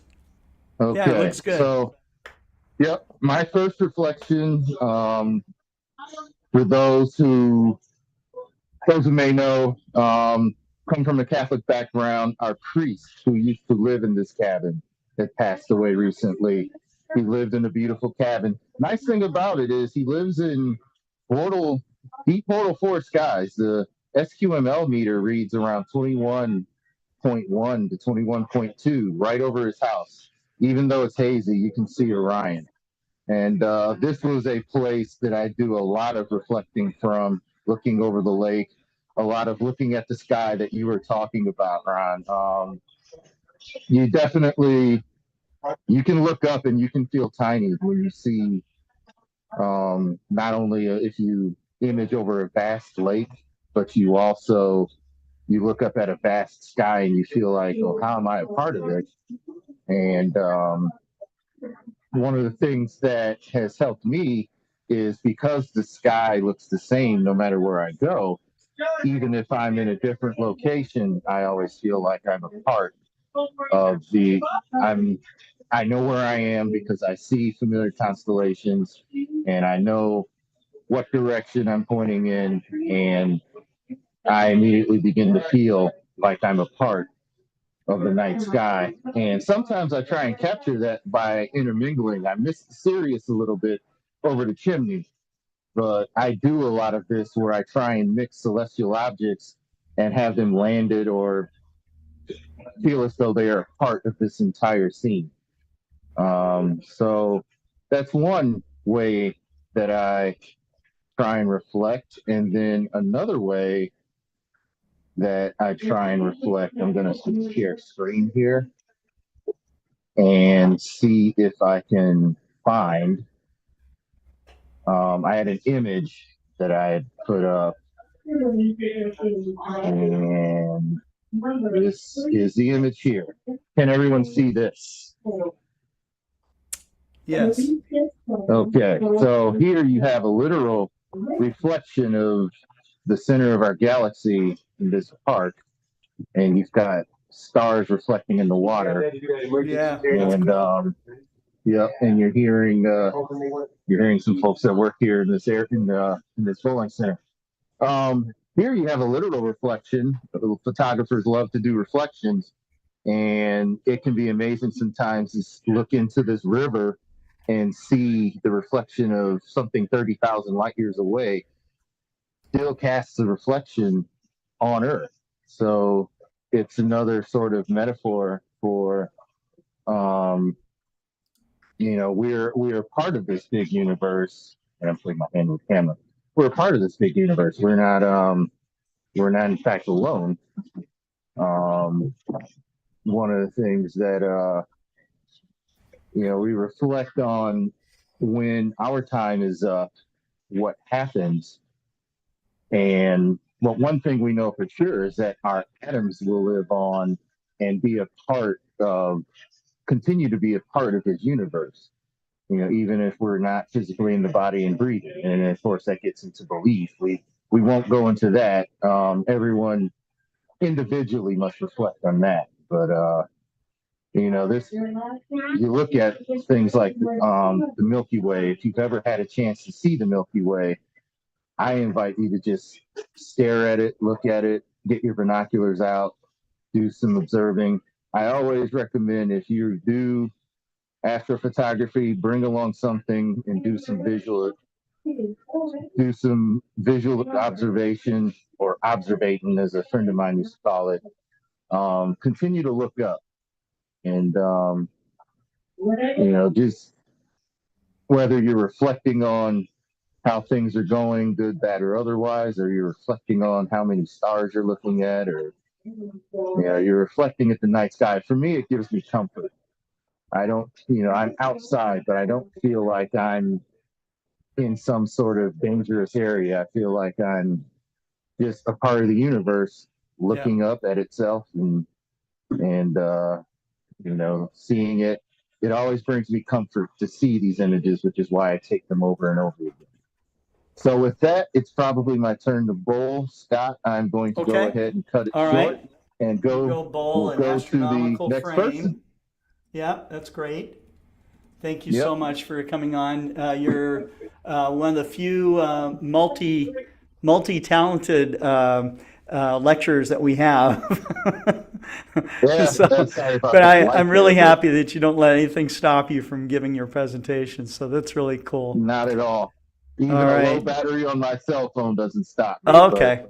Yeah, so I will bid you adieu, but those of you watching, enjoy the rest of Global Star Party.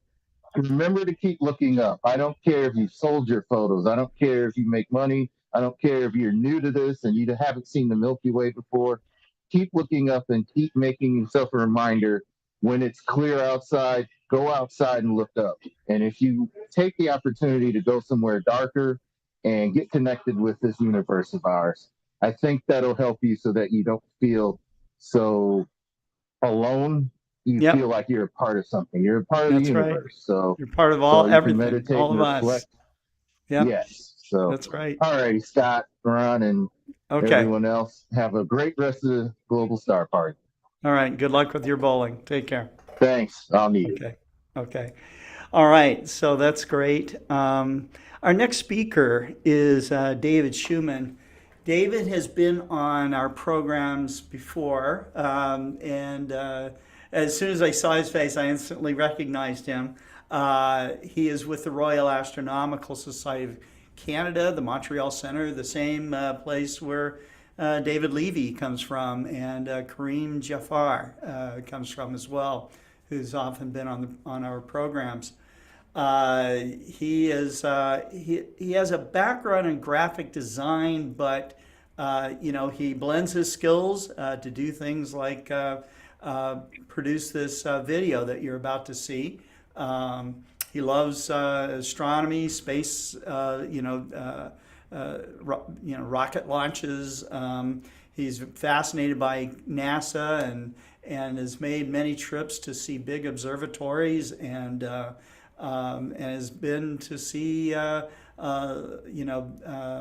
many of the great sites that astronomers dream they could go to. So I'm going to let him tell you about his mini documentary about chasing the moon's shadow.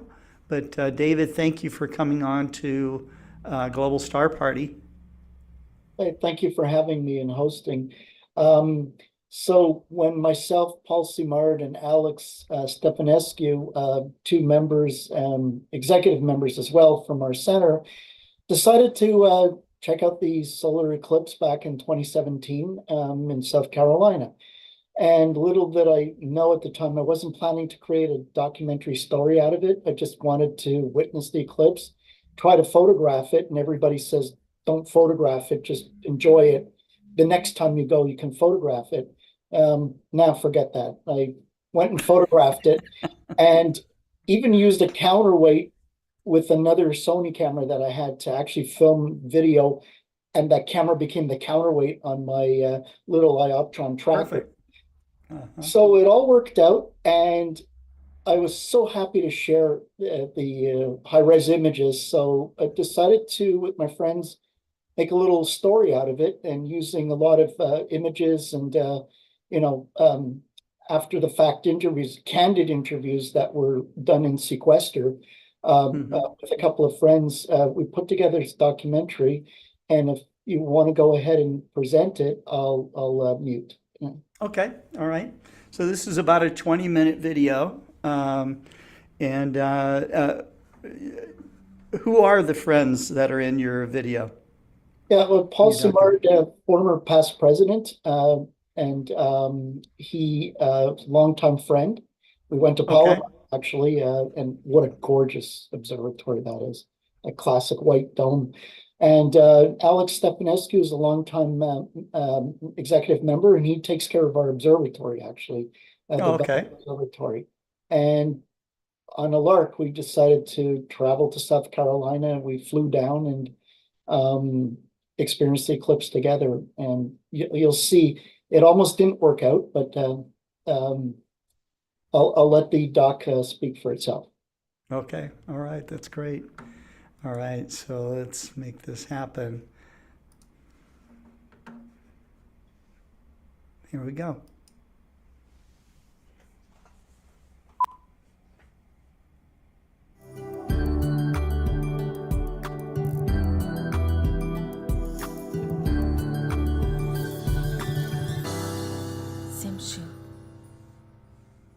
You know, some people might say we're nuts to travel down to the States, spend thousands of dollars to get ready for this one event that lasts just a couple of minutes. But I feel the other way about it. I feel it's an event to behold. It's something that everybody should try to see once in their lifetime.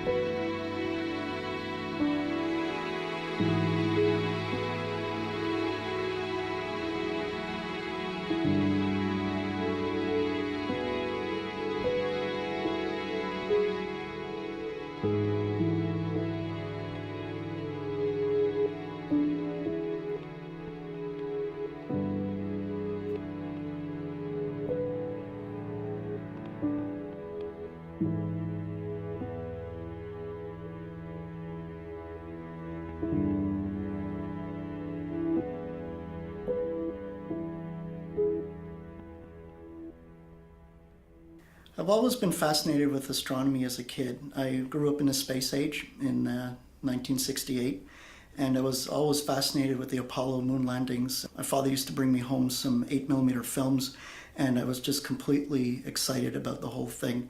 I am passionate about astronomy from the first time that I looked through a telescope, and also when I was a child, I was given books on astronomy, and I started asking, well, what is the Big Dipper and what is the Small Dipper and what are stars? And I asked my father, well, there was a full moon rising. How far is the moon? Can you go there? My interest in astronomy started way back since I was 10, 9, somewhere around there. One of the major influences for that was also Star Trek, the original TV series. And my grandfather, he was a member of the Royal Astronomical Society himself, and he introduced me to the group in Montreal.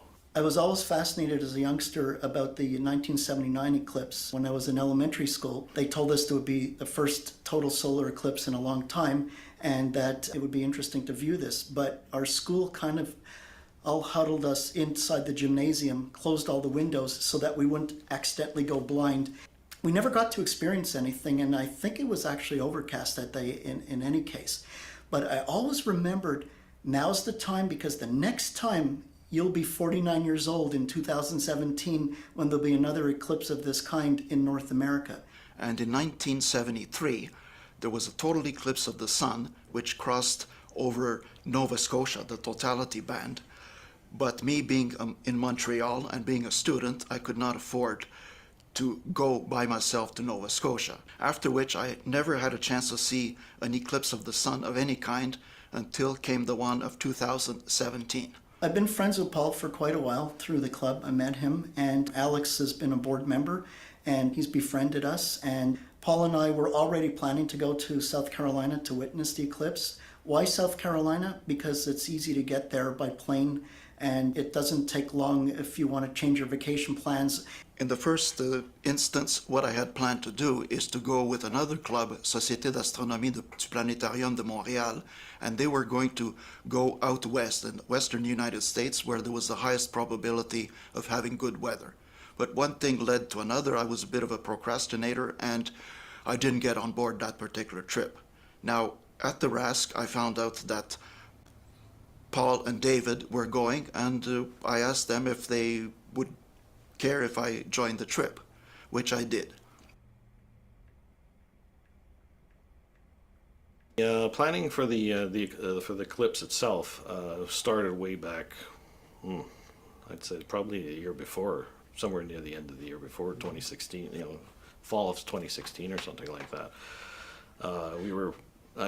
We were trying to plan where we're going, to what equipment we're going to bring. We want to capture the event, even though it was always recommended that you don't, on your first eclipse, not to try to record it, because you'd be missing the eclipse if you're too busy fiddling with your equipment. And there's truth to that. However, we weren't sure if we were ever going to see another one, so we needed to capture this. We were sure when we were planning our trip to go to South Carolina, because we've been there before. I've been to Myrtle Beach, David's been to Myrtle Beach, and Alex has been down to South Carolina. So we knew we were heading there.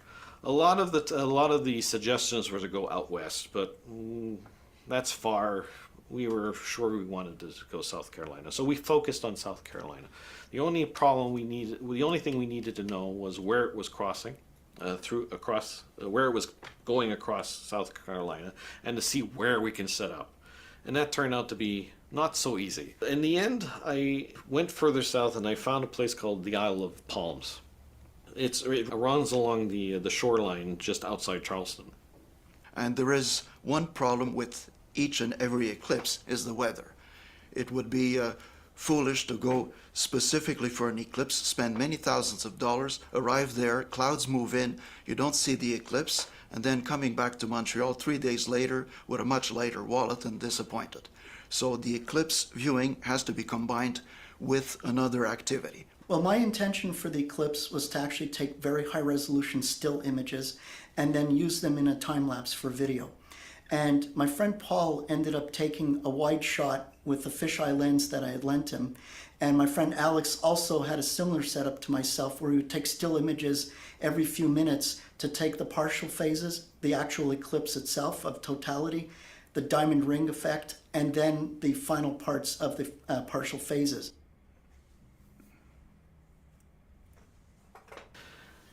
We were pressed for time because of an event that we were supposed to do the Saturday before the eclipse. We were supposed to do a fireworks show, but that got canceled. But we didn't know that at the time. So we had to plan our trip based on that. So we had to fly out Sunday, the day before the eclipse itself, okay? And then somehow get a rental, go to the hotel, sleep, and then travel out. The problem is that flying to Myrtle Beach from Montreal is not easy on such a short schedule. We were to go through Atlanta, Georgia, and then fly to Myrtle Beach. One minor incident, the airplanes, the scheduling was very tight, and we had like maybe half an hour to arrive in Myrtle Beach to get our car. Otherwise, the counter would be closed. And in Atlanta, Georgia, on the plane, guess what? A passenger had a heart attack and we were delayed for 20 minutes because trying to get an ambulance and get a stretcher on board a 727 aircraft or whatever it was would have been a complication. He was okay. They gave him oxygen. He got off the plane with help and we were on our way. But we were getting it very tight to the car rental. But we got there about, I believe, quarter to midnight. I don't quite remember because it was late. And there was somebody there. In fact, there was only one person there. Got our car, went to the hotel, got, 3 hours of sleep or something, maybe 4 if we were lucky, and then we left. The night before the day of the eclipse, we decided we're going west. We're going inland because the weather was not looking good. It was a nail biter because of the weather. The place that we were supposed to go, which was island of Palm, it was going to be cloudy. Plan B, Charleston. Plan C, because Charleston was no good. Plan C, we were going to go to Anderson near the Tennessee border. Because the weather looked promising in that direction. When we were at the hotel, we were looking at Weather Network, and finally we decided Anderson looked the most promising for the distance we had to drive in order to get there on time. With Plan A, we had to drive about 3 hours because Myrtle Beach was not in the band of totality. Now to go to Anderson, which was the Plan C, well, that was the furthest distance, was like somewhere between 5 and 6 hours of driving. However, during the trip, during the drive towards Anderson, we needed to make a pit stop. In the meantime, we found out by checking on the internet, because while I was driving, both Paul and David, they were checking on their iPads various satellite maps, and we stopped for a coffee halfway in between. And of all things, between the two bathrooms, there was a big map showing this state park. And that's when we made a calculated decision where it looked like in the park it was a better chance to get good weather than in Anderson. And I told the guys, look, if we decide to go to the park, well, we're out of Anderson. So we started heading south, and we finally found the park, and then we were trying to find the entrance to the park. That turned out to be a challenge. So we started winding our way around the north side of it. And then finally we found somebody at this end, at what appeared to be an entrance, although it looked like a back entrance. So we stopped, we talked to this gentleman, and he said, is this the way into the park, or where's the entrance to the park? And he was saying, no, it's over there. And we also told him that we're here for the total solar eclipse. And he says, no, unfortunately, the park is all full. It's because of the total solar eclipse. It's all been booked. Oh, okay. Well, that's a problem. Yes, totality was supposed to take place at around 3 o'clock on Monday afternoon. And this was starting to become close to noon already. So if we didn't find a place quickly enough, we wouldn't have enough time to set up the telescopes, the cameras, adjust the filters, and just get orientated properly. So we accidentally met up with two gentlemen that were following us. We actually stopped our car and got out, and they stopped, and they were actually looking for a place to park to go witness the eclipse as well. And one of them had a paper, some sort of flyer, and it was about a total solar eclipse party at a place called the Barber House in Hopkins, South Carolina. I was wondering, what is this? The Barber House, is this a place where you get a haircut? No, it turns out to be a historical plantation that is preserved over time. The surrounding area of the sites that we chose was a heritage house which was built, I believe, in the 1800s, and it has a large property which was mostly grass and it was surrounded by woods. Very quiet. It was also very scenic. I mean, there were no industrial structures or city structures, because it was certainly a much better alternative. I mean, we were ready to go and park in the parking lot of a Walmart or a Burger King to set up the telescope. Remarkably, this was exactly under the path of totality. We couldn't ask for better. As time was running away, we also consider ourselves very fortunate, because now we would have a few good hours to set up properly. It was very, very hot that day. That's the one thing I'll never forget. It was over 100 degrees Fahrenheit and well into the 40s Celsius, and that wasn't going to stop us. So one by one, we set up the tripod. And the next thing was we set up the equatorial system, and then we mounted the telescope and the camera setup. We put the special filters on, and we were getting ready. So the whole setup on site took about half an hour, and then we had another hour and a half, 2 hours to wait for the sun, but we could take some practice shots, and we even had time to have lunch. And as time came on, we noticed that the clouds just wouldn't let up. And this is where we kind of felt we did every possible thing we could to make this happen, but we were worried that it just wouldn't come true for us. So at the very beginning of the eclipse event, we missed a little bit of it at the beginning because there was some cloud, and it was slowly moving away. But there was a point in time when it almost looked like it wasn't going to go away. It almost stopped, but then it started moving again. And that's when something really odd happened. That's when the clouds started to part away. It's almost as if the sky parted ways with the clouds just for us to witness the eclipse in time. And I was elated. I couldn't believe this. I was actually going to get my partial phases.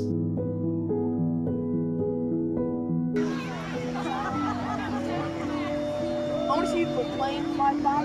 So go outside, it's happening.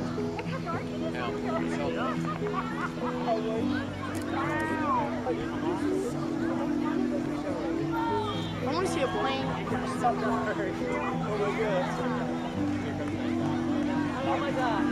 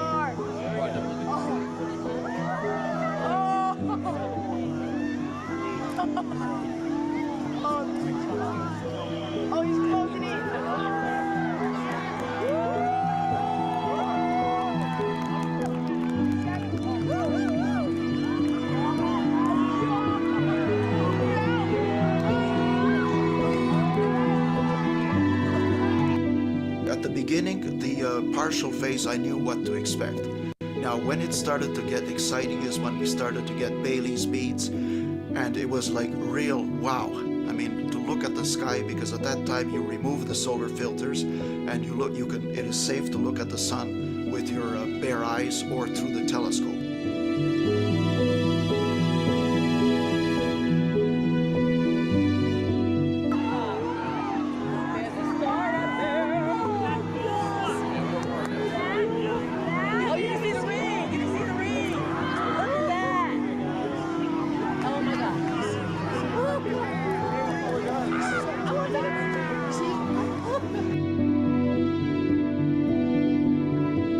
when it's at totality, when this moon is completely covering the sun, you get to see literally the sun's atmosphere, all the radiant gases that come off of it, and that's the corona. And it's not even straight, it's kind of not wavy, but kind of curls on itself in certain ways depending on what the solar wind does at the time.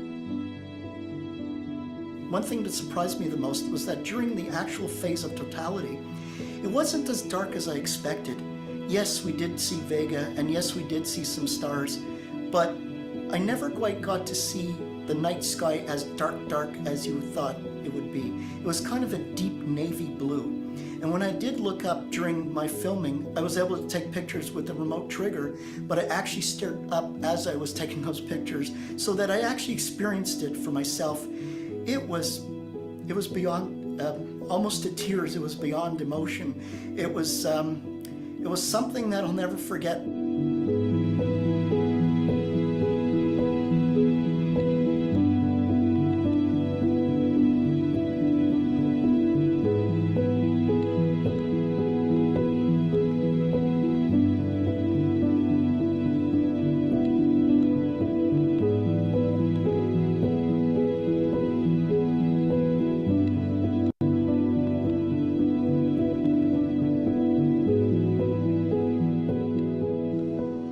It was like around 2 minutes, the totality, and I found it went very fast. I was so busy working behind the camera that the next thing I knew, well, we had the Bailey's beads on the other side, so it was time to now put the filter back on and keep it safe.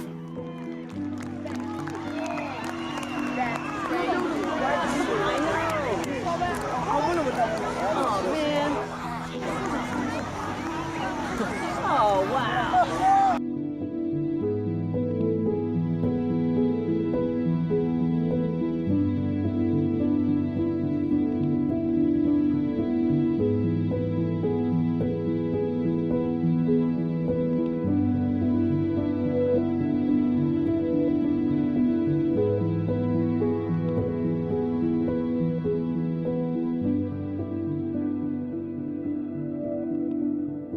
After totality, we just wanted to finish off filming the rest of the finale, if you will, as the sun started revealing itself more and more. At this point, we were not so much as elated or stressed or anything. We just more or less relaxed because the main event passed. We saw it, we got it. The rest of it's basically icing on the cake.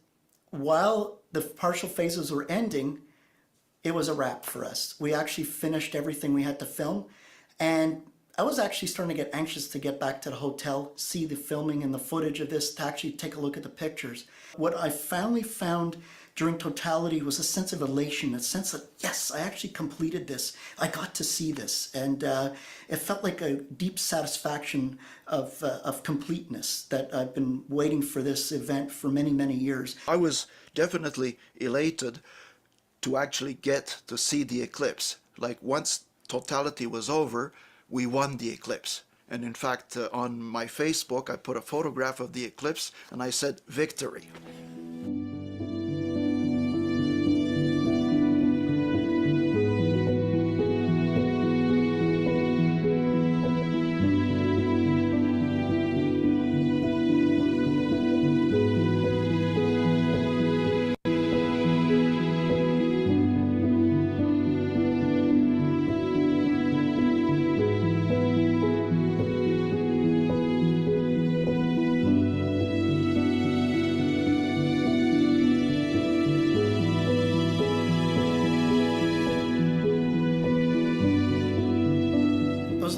To this event for many years throughout my lifetime.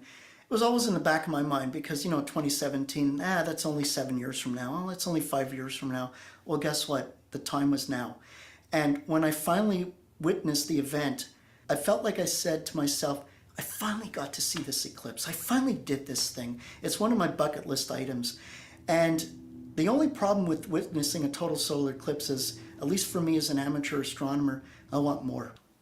I've been asked what my feelings have been from seeing a total eclipse, and I'll have to say the same thing I'll just say what I've said to everybody. The only way to know for sure is to experience yourself. Do not listen to other people's experiences, and because it will not be the same for you. Okay? It'll affect you the way it affects you.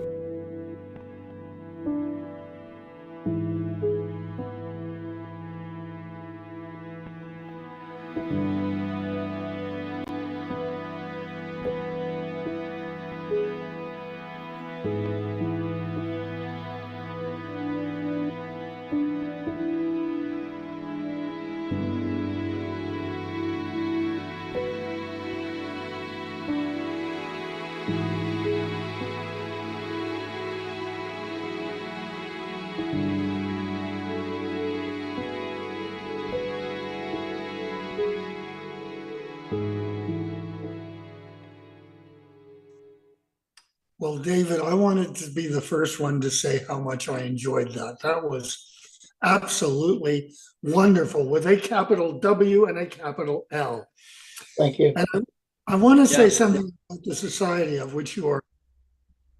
My first visit to the Montreal group was on October the 8th, 1960. So it is well over 60 years that I've been involved with the Montreal Center. And one of the most famous episodes was when one of the older members there tried to have me expelled in 1967. And we had board meetings I love this story. of exciting events that took place and all kinds of things. It was difficult. And I remember Dad taking me for a walk during this time, and he said, David, if you didn't have such a big fat mouth, and if you could keep your mouth shut and not argue, none of this would have happened. And he was so angry, I just had to sit and take it. The problem is that about a week, 2 weeks later was my birthday. And as I'm having breakfast, Dad says, another walk. I said, okay, let's get it over with.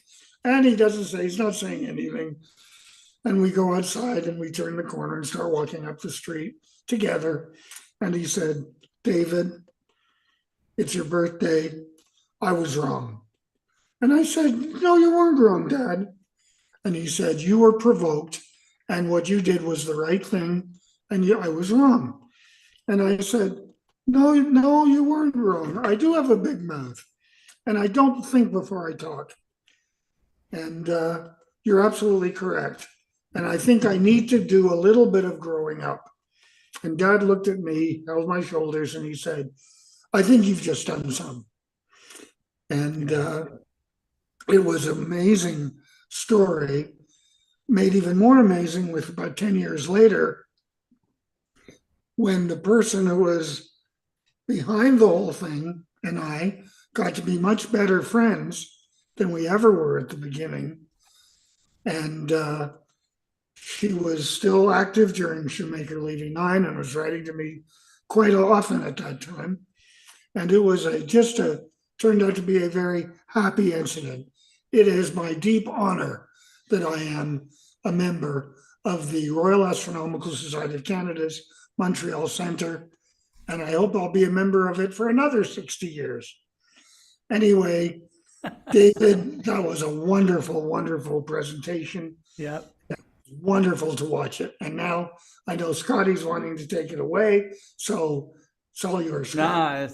Nah, that was a big effort on your part, David, and the images of the eclipse were stunning. But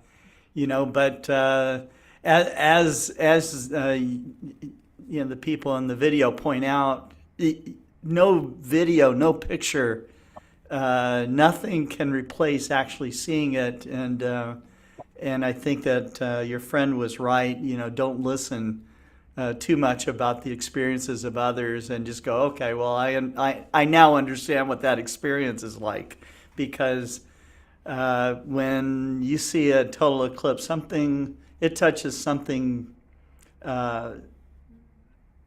profound. It might surprise you that you have these kinds of feelings from seeing something like that. And I think you were surprised. I'll tell you one thing, just briefly. to celebrate our 100th anniversary, we rented a local cinema, like an AMC theater here in Montreal. Okay. We actually screened the documentary in front of For All Mankind. I got a license for it. And we also filmed stuff in 3D because I do stereoscopic video as well. And to see these images on the big screen in high resolution, it was stunning, rather than YouTube and everything. But hopefully when we come down to the ranch, we'll have part 2. And we're going to present Wonderful. David with his T-shirt. Fantastic. Thank you kindly. Thank you so much. Thank you. We look forward to your new eclipse work after this 2024 eclipse here. So, all right. So let's move on. David, our next speaker is Cesar Brolo, and Cesar is. As we all know, if you follow the show, you know that he's down in Argentina, in Buenos Aires, and if we're lucky, he's got some clear skies. So let's bring him on. Well, good night. Good night, David and Scott. It's a pleasure return. But of course, as is my religion, clouds. You can see the clouds now. But let me show you as Did you get some images earlier? Yes. No. I can show you something. Okay.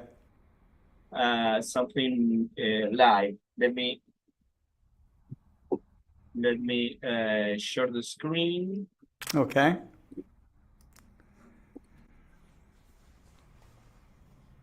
And if you're new to Global Star Party, Cesar, tell them exactly where you are. In where I now. Yes. My home is in a apartment tower, in middle of Buenos Aires, capital of Argentina, South Hemisphere. This is a part of the sky that you are watching. A part of the sky. Let me center the Orion Nebula with my telescope. Maybe I'll having some. It's so. This is so live image that you are watching the clouds. Yeah, but you can definitely see stars. Okay.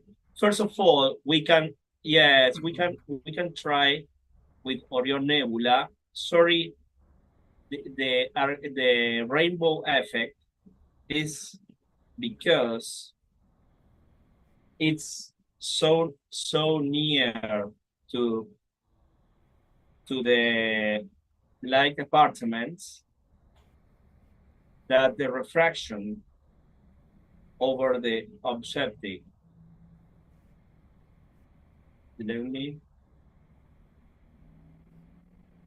I'll try, but it's a it's a very weird, very effect, and I can't remove these rainbows.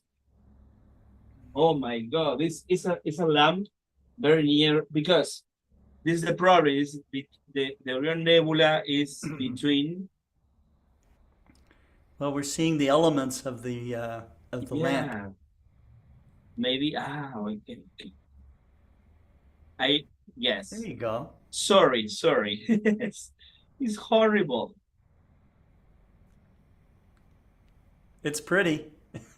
Yes. The astronomer loves it. Absolutely. Sorry. My God. Yeah. Well, the first image is a live image. It's a Orion Nebula, but it's impossible to make something good because it's not the problem of the clouds. The problem is that I have lights between the nebula. Well, I have clouds, but well, it's something that we are not lucky tonight. not only the clouds, but only I can change the target maybe to the south. Let me try to the 2372. Maybe we can point. You are watching that. We are really in a live, total live telescope watching image, showing, sorry, image of the, we are going to the Eta Carina Nebula.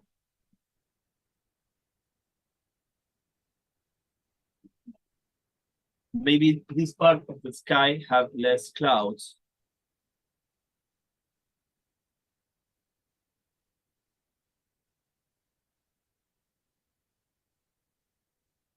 Okay, well.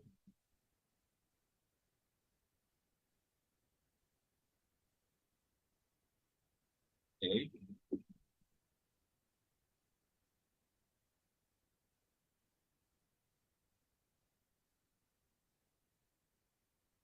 This is terrible. It's like the live image is a nightmare sometimes.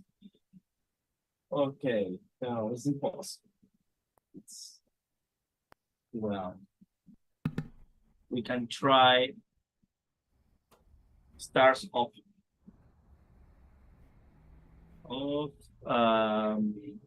yes. We can try some stars of Southern Cross. Okay. And we were just down in the winter at the Winter Star Party in Florida, and the Southern Cross is so far down to the horizon that you know it's a bit of a challenge to see it. Plus, you have to wait up pretty late at night to capture it. But it's always a treat. Absolutely, Scott. Here we go. Now you can see some stars. Okay. Still have some glow from your lamps that are nearby. Oh, it's where we don't have. This is the Southern Cross area, very near to the Southern Cross area, and we can explore this area. Okay. Okay, perfect. This is the area of Southern Cross. Ah.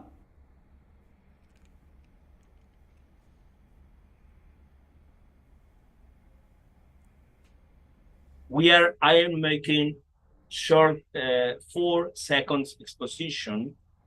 We are watching stars of magnitude over 8 and 9, very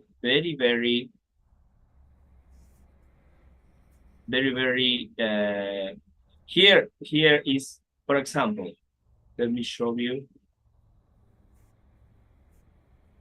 Okay.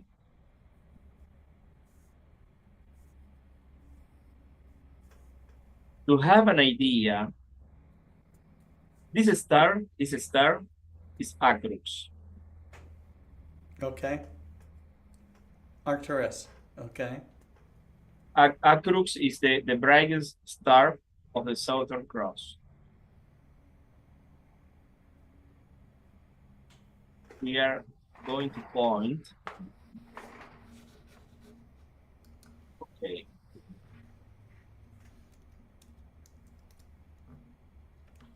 Actually, Acrux is the brightest star in the Southern Cross. The brightest star. Exactly, David.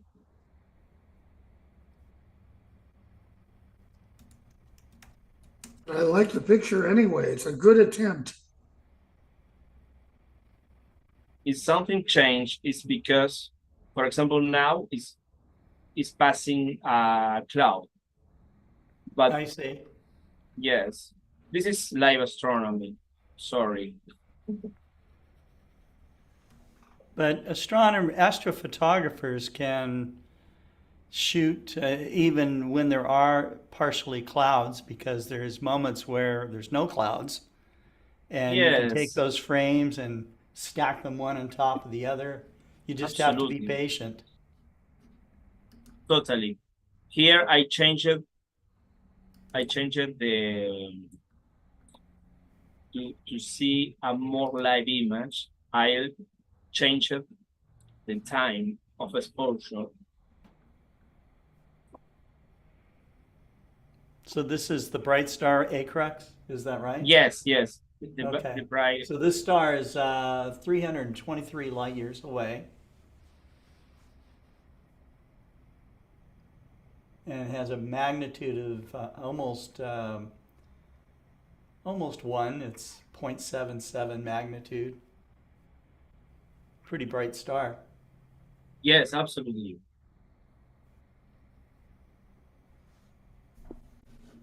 I'm changing the gain, the camera.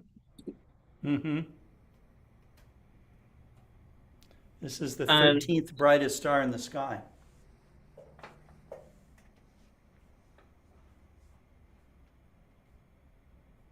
here you have a first view. uh, for-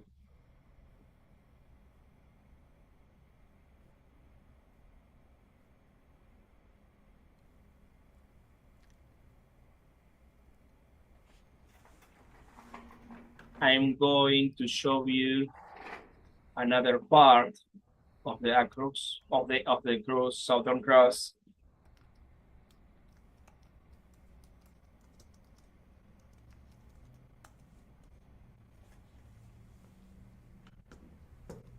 I'm moving the telescope with my cell phone Okay. is to show to the audience how I'm using a middle velocity, and I'm making short exposure of only 4 seconds. This area is very full of stars. This is the old area of Southern Cross.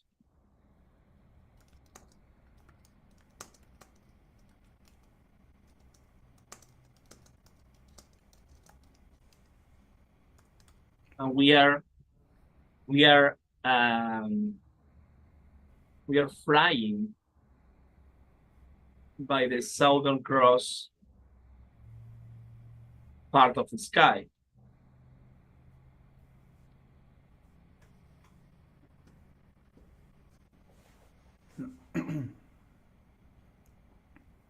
I'm moving short parts of the sky Mm-hmm.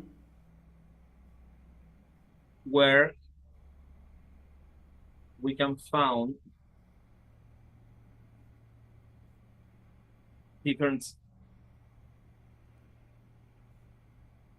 different parts of the sky, especially in this area where I go is this. I don't know if you're watching.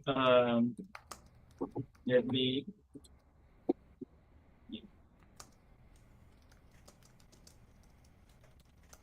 Here's the area where we are watching now. This is Acrux, and we are going to this part.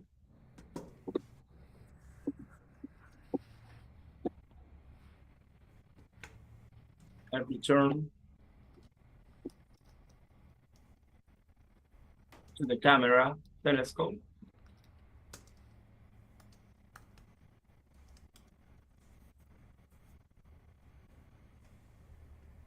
The star trail that you can see are the movements of the telescope. Mm-hmm. It's amazing. You're all the way in the southern hemisphere. Um, you're able to share your night sky with us with a pretty easy to set up system. So Yes. Look the different oh colors yeah, of the yeah. Now stars. that's looking better. If I make a Different live colors of the stack, stars. yes, we can. I'm trying to make a live stack to have more information on the stars.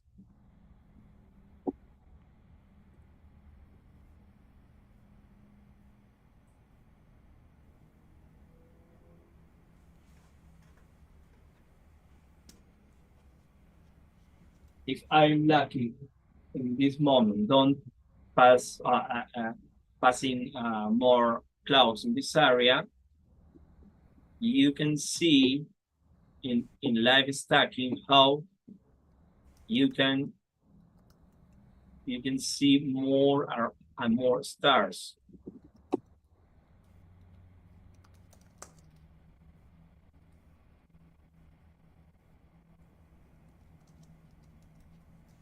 Well,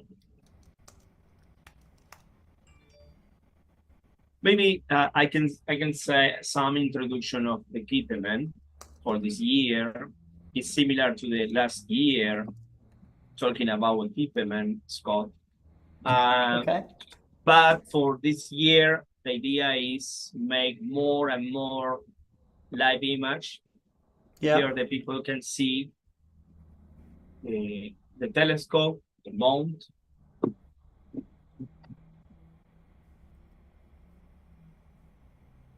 Here is the telescope, the finder. The finder have a 90 degrees prism, more easily to catch the image if have a coincidence with the things that I see in the camera. In this moment, I have a new live image of this part of the sky in Southern Cross. I'm pointing my telescope only up to this part because it's empty of clouds in this moment. But the idea, of course, that it's going to show more live image. Last year we have many opportunities to show live image. Well, the idea for this year is working with this telescope, the apochromic refractor, 80 millimeters from Scientific. To show live image is much better. Have a visual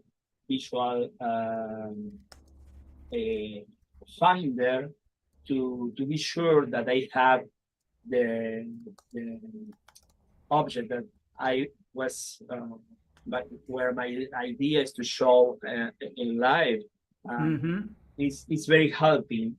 If somebody, for example, if you are not guiding, because in the show, for the audience, my principal idea is show the image to the people, and it's more helping to have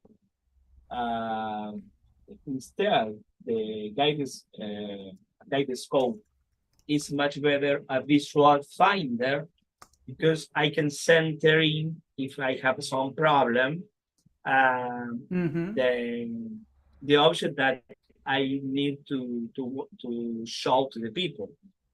The mount work very well. It's the Exos 100, and is working very well with the beta application. So John Ray says it's come a long way from my star hopping with a red flashlight, charts, and an unpowered scope. Truly a new golden age of amateur astronomy to watch Caesar live from the Southern Hemisphere. Thank you, Caesar. Okay, thank you very much. One of the reasons that I really enjoyed your presentation, Caesar, is the fact that you're giving us a process. What most people do is they show us their very best astrophotographs. And we all think, well, okay, you go outside and you open your eyes, you open your camera, and you come out with this lovely stuff. Yeah. Or even worse, you go and look at the Webb telescope, and if your camera doesn't take as good as the Webb telescope, then you give up and do something else. But from CISAR here, we are seeing the process of what it's like to go outside with love and ambition and a sense of failure that eventually will lead to success. And you Yes. take one picture and another one, or you just decide to look through the telescope and see what there is. Anyway, we got a good view of that, and thank you very much for sharing it with us.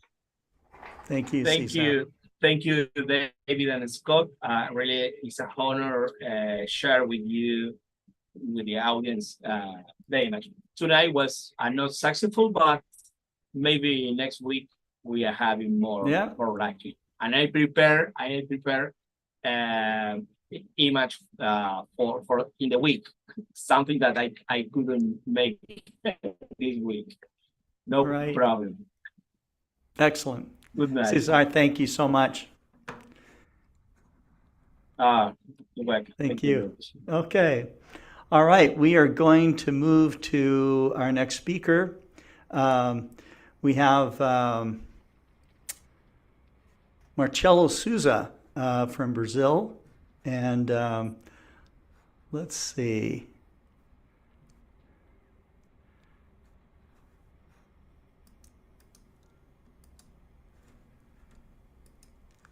Okay. All right, Marcelo. Marcelo is in Brazil. He is a professor of physics and astronomy. He is an amazing outreach educator and never seems to get tired of showing the public, especially young people, the wonders of the universe. And so he has done many things to inspire kids, including they built their own CubeSats. He has introduced Brazil's only astronaut at his amazing programs, and he's had Buzz Aldrin there. He's had many luminaries in astronomy and space exploration at his presentations. And when he throws a star party, thousands show up. And so thanks so much for coming on. Marcello is also the editor of Skies Up magazine, which we have a new issue out right now. Hi, nice to thank you for the invitation, Scott, and it's a great pleasure also to be here with Dr. David Levy. It's a great pleasure, and all the participants here. Ever is a great pleasure to be here. I have a short presentation with some reflections. Okay. I will share. My computer will work today, and I will show. This is some. First, I will talk about the technology, the new technologies that we have now. That maybe in a short period you change everything. This is image of our Carnival group of astronomy, but it is not a true image. It was made with artificial intelligence. That's I asked them to produce an image of a group of astronomy during the Carnival. That looks like a real image, but it was made using artificial intelligence. Everything here don't exist. It's a false image. Oh, is it really? It looks like a real image. It looks real. Yes. We are producing many of these as a test of the use of the artificial intelligence. And the good news is that it's something that will help us to get best images, better images from the space. But we also can produce a false image like this one that looks real. And as I'm talking about the technology, we have an I don't know if it's the word correct in Portuguese, but it is a moment here in February 2018. I think that everybody remember Oh, when yeah. the SpaceX launched this car in the direction of Mars. This happens in February of 2018. This was a private mission that put a car in Earth's orbit, and after this begin a trip to Mars. And it So was cool. a yeah, it's fantastic moment for the private companies. And now in this month we have another private mission from SpaceX also that they tried one time, didn't work, but they try again to send a lander to the moon. That is the Odysseus. And here an image is taken by the rocket, the spaceship that is traveling to the moon. And here's an image of the Earth taken by this spaceship. Everything looks that is working well, and if everything work well in 2022 of this month, they will land on the south pole of the moon. Then in 2018, they made the joke, send the car was a marketing events that was successful, and now the United States with a private company is returning to the moon. After 1972 is the first lander sent by United States to the moon. That's everything is showing that it will be successful. This lander, this is lander, I would say, and it will land in the South Pole. That will be the place, the region of the moon that the man will return to the moon. Right? I don't know if it will be in the end of this year or 2025, but have two countries, United States and China, that have rockets, and the already has a ship, a spaceship that can send men and women to the moon, not to return to the moon. Then the technology is helping us now, and with all the new resources that is available now, like the artificial intelligence, I think that in few years we have many private companies that will be sending satellites, ships to the space. And everything will change very quick. As was the change when we begin to send small satellites to space. You have now you can send this small satellites that will do the same thing that 30 years ago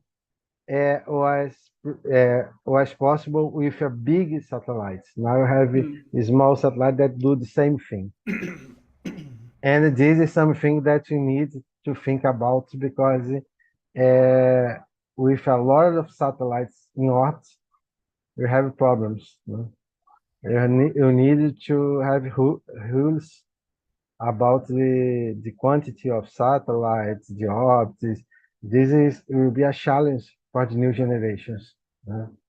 How to make rules to explore the space. Yes. With the new technology. This will be a big challenge, right? For the United Nations, for the countries, because many countries soon we have condition to send the satellites to Earth and many private companies also. Then in one moment we need to fix something to have some documents, some rules, laws to control this, because only the Starlinks you have thousands satellites in Earth. If each company wants to send thousands of satellites also, in few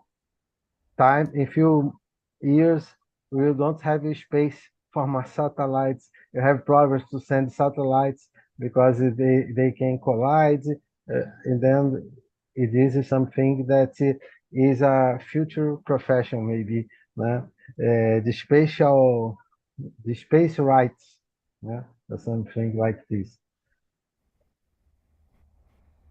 And this is, I will talk about another thing now, that is this fantastic image, I don't know if everybody saw, taken by a guy from Turkey, that's Okay. Sentinel Sunny, that in February 12, the sun was very active, and he took this fantastic image Yeah. showing the Wow. activities on the surface of the sun. Then it was fantastic, because Yeah. we Hyperactive have, sun. yeah, it's very active. I had the opportunity to look to the sun in this period, and one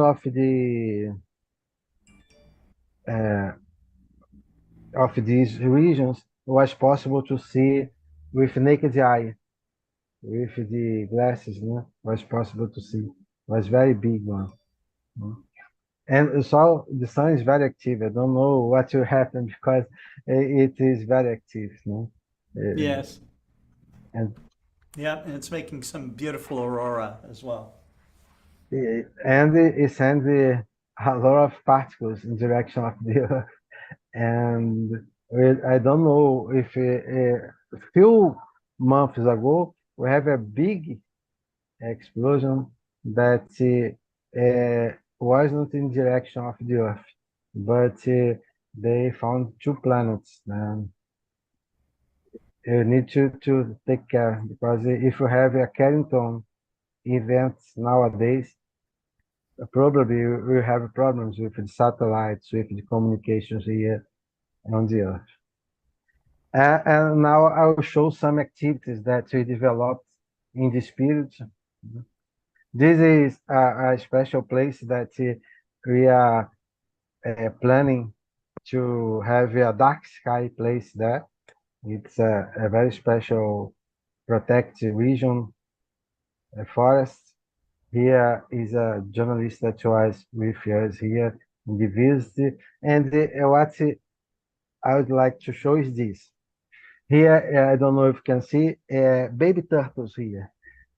In front of the headquarters here, you have the ocean, and they protect the baby turtles there. Oh, And those small black things on the beach yeah, are yes, turtles. this one, Oh, baby turtles. And wow. during the summer, they invite people to participate in the moments that they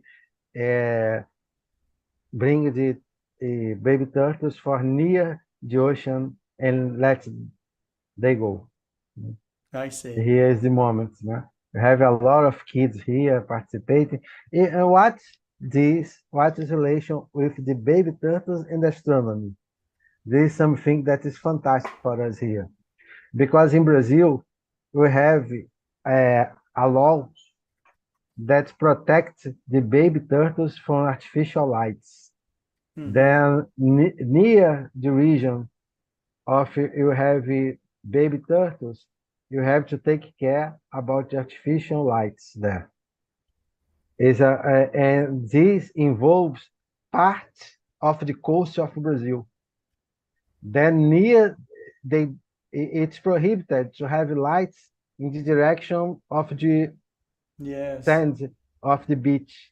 They need Then darkness. there is something that now we are using for astronomy also. Yes. Because now we know that near the coasts, they need to protect the baby turtles, and they can't install big, strong lights there. Then something that we are using now to help us to show the importance of don't have so intense artificial lights in the streets. And here is this place that is already prepared for the sky observation. They have very few artificial lights there. And also they have smart lights. Only when you pass in front, that's like turning on. This is our new vision. This is another special moment in the city of Santa Maria Madalena. We were there, and the city signed a document. First time in Brazil, they signed a document that they will support the International Dark Sky Week, and they will support the protection of the nature, animals, and also the people, avoiding to have intense artificial lights in the city. They will follow the rules from the Dark Sky International now. They sign a document. I hope everything will work well. Will be the first city in Brazil that is doing something like this. And here is a hotel that's where is located our nucleus in the city. And now we have the visit of from Norway, Janne Roberstad, that works with Odette Penguin, that already participated here, that she's the manager of the Global Science Opera, is visiting our city. And we are training teachers to participate in this project, the Associate Arts and Music. These are images of teachers from 20 schools in our region in Brazil. And we are going to involve almost 50 or 60 schools in this project. And the topic of the Global Science Opera is the James Webb Telescope. Then we will be talking about astronomy in many schools here in our state in Brazil. These are images of this project. We visited 3 schools today. These images are from today, developed today, this activity here. And this is another school. We visit 3 schools. And we found another place to develop astrotourism activities. That is this region here, that is near a waterfall here in our city. We organized the first meeting with the Department of Education. Then we train students to be guides, and we will develop astrotourism activities in this region here. That's very dark region also. They don't have artificial lights, and a very beautiful place also. Yeah. This Beautiful. is what we are doing. These are activities that we developed today. And as we are near the eclipse, the moment of the eclipse, that you will see United States, you will not see here, I will show my experience with eclipse in the south of Argentina, almost in the same region where will happen the eclipse this year, in October, in Argentina, in the south Argentina, near in the city of El Calafate. I traveled there to see in 2010. It was in July, in the moment that happened the last game of the World Cup. I was there to see the eclipse, and what was fantastic when I arrived there, the first time that I saw these companies that organize visits to see the eclipse, a lot of people in a hotel uh, participating in presentations made from experts. I show here the images I took of this eclipse.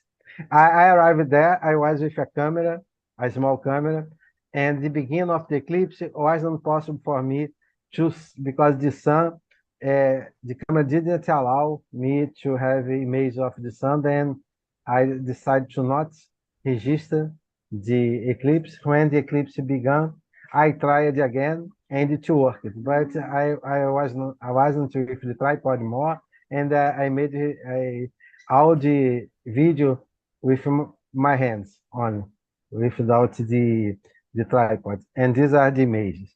I will show with the sound of the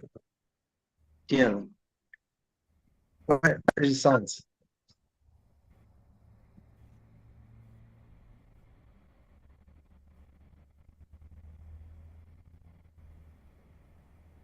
I don't think we're getting the sound.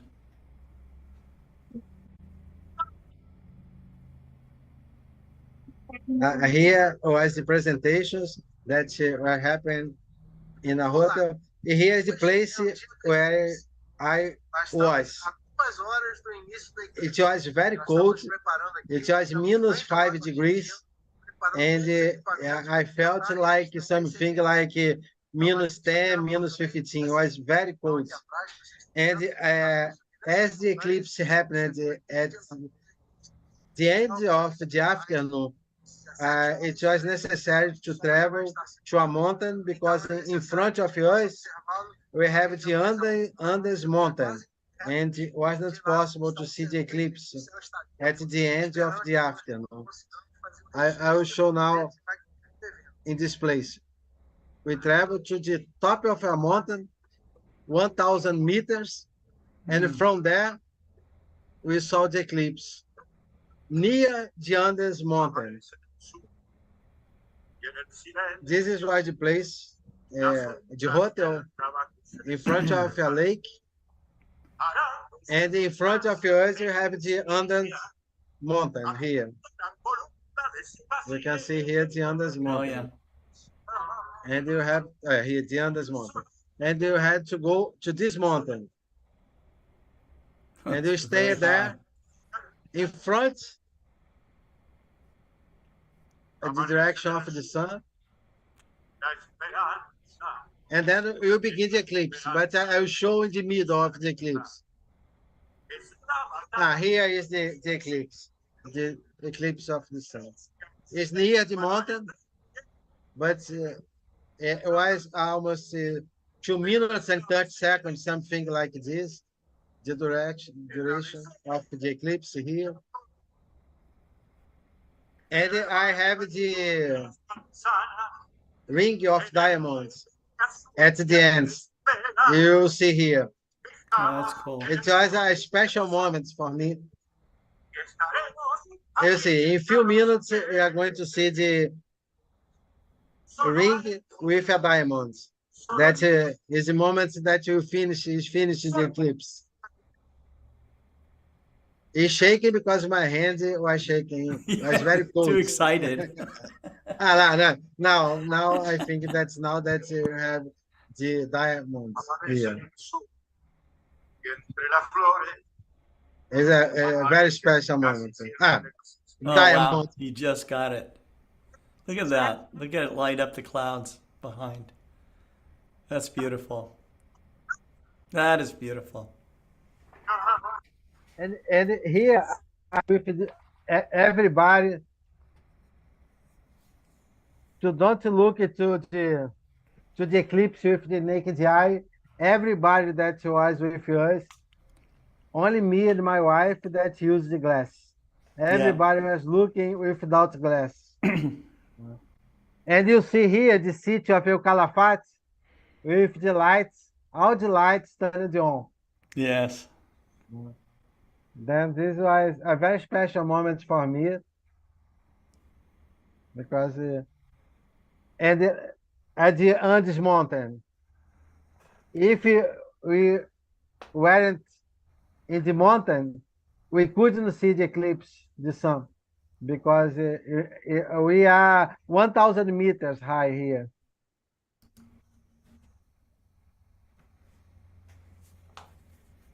Wonderful.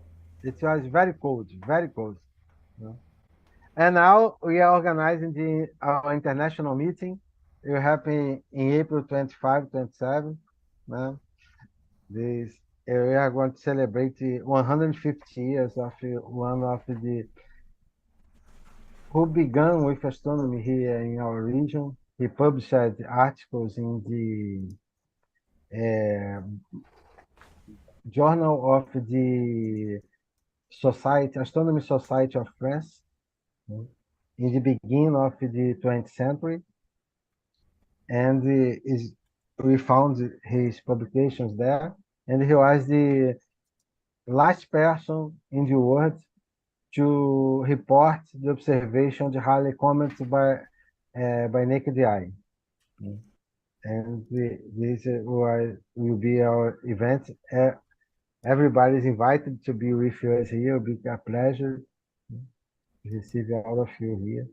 It will be a very special moment for us.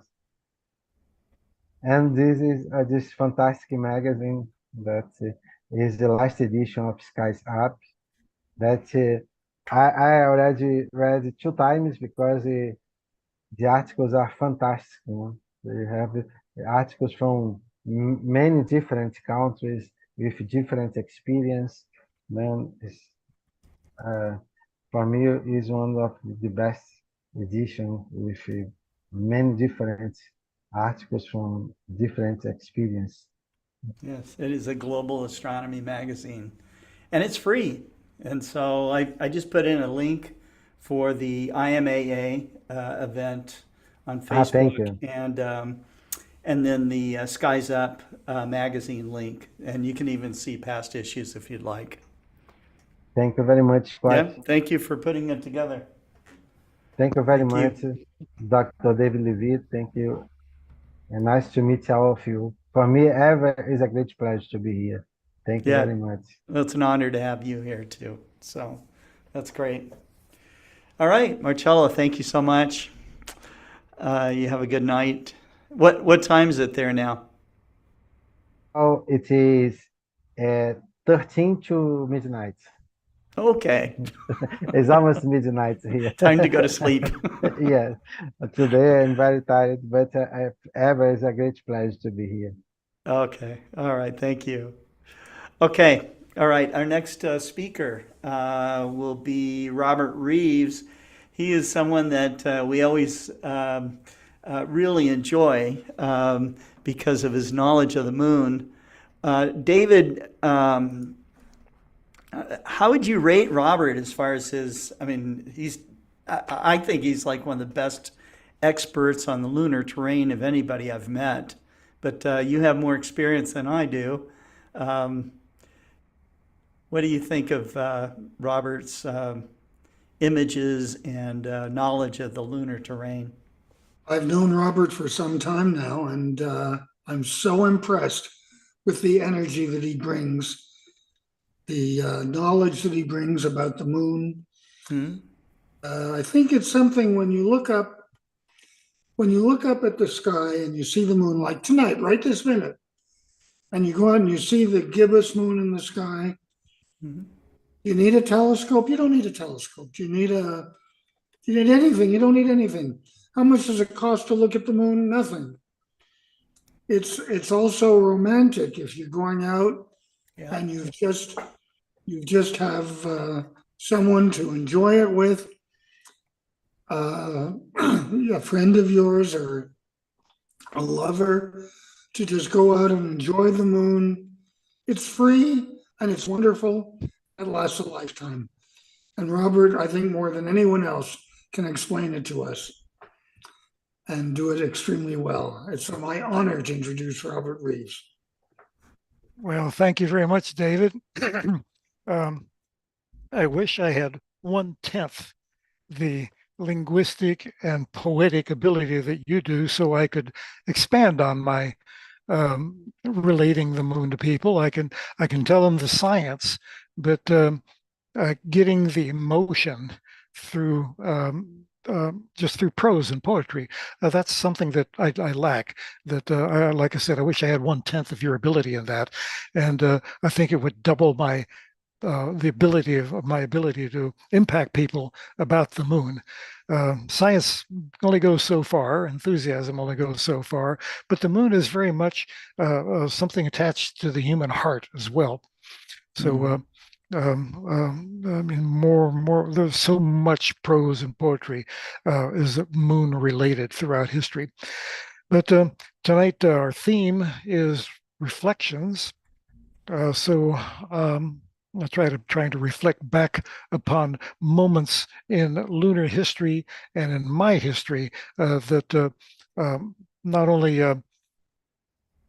were a leap in our understanding of the moon as a science, but my own personal leap in understanding my own relationship with the moon. And much of it centered on my realizing, I don't want to sound egotistical here. What happened? Something's happening with Zoom. My screen went blank. Am I still here? We still see you. Oh yeah. And Yeah, with all something. with all due respect, I think you do have that ability. With all due respect, I'd like to correct that. Well, thank you very much, David. That means a lot coming from you. Egotistical about this, but some of my the thoughts that I have when I reflect back on the moon are realizing that I was better at understanding the moon than I thought I was until I learned something from one of the true pioneers in lunar studies. And we'll see a picture of a couple of those here in a few moments. Let me try the infamous screen share and see if things come up. Hopefully you're seeing my postcards from the moon introduction. There you go. It looks good. Is that working this time? Yep, it's working fine. Yay. Yay. Okay. All righty. Well, let's move on to the of course, my usual I'm not able to advance. We're going to have to do this manually the hard way. Um, reflections. Okay. For centuries, for eons, for as long as people looked up and saw the moon, they saw the light and dark areas on the moon, the dark areas, the lunar maria that create the face of the man in the moon, up until telescopic astronomy evolved back in the 17th century. And even then, after that, for a while, people thought these dark areas were oceans like there were on the Earth. So we can reflect back and see what a great leap it was. By the 1800s, observers were quite sure there were not oceans after all, but merely dark regions on the moon. But people really didn't understand why these broad dark areas, why the light areas. And then in the late 1800s, it took a geologist, not an astronomer, but a geologist to finally realize what was happening.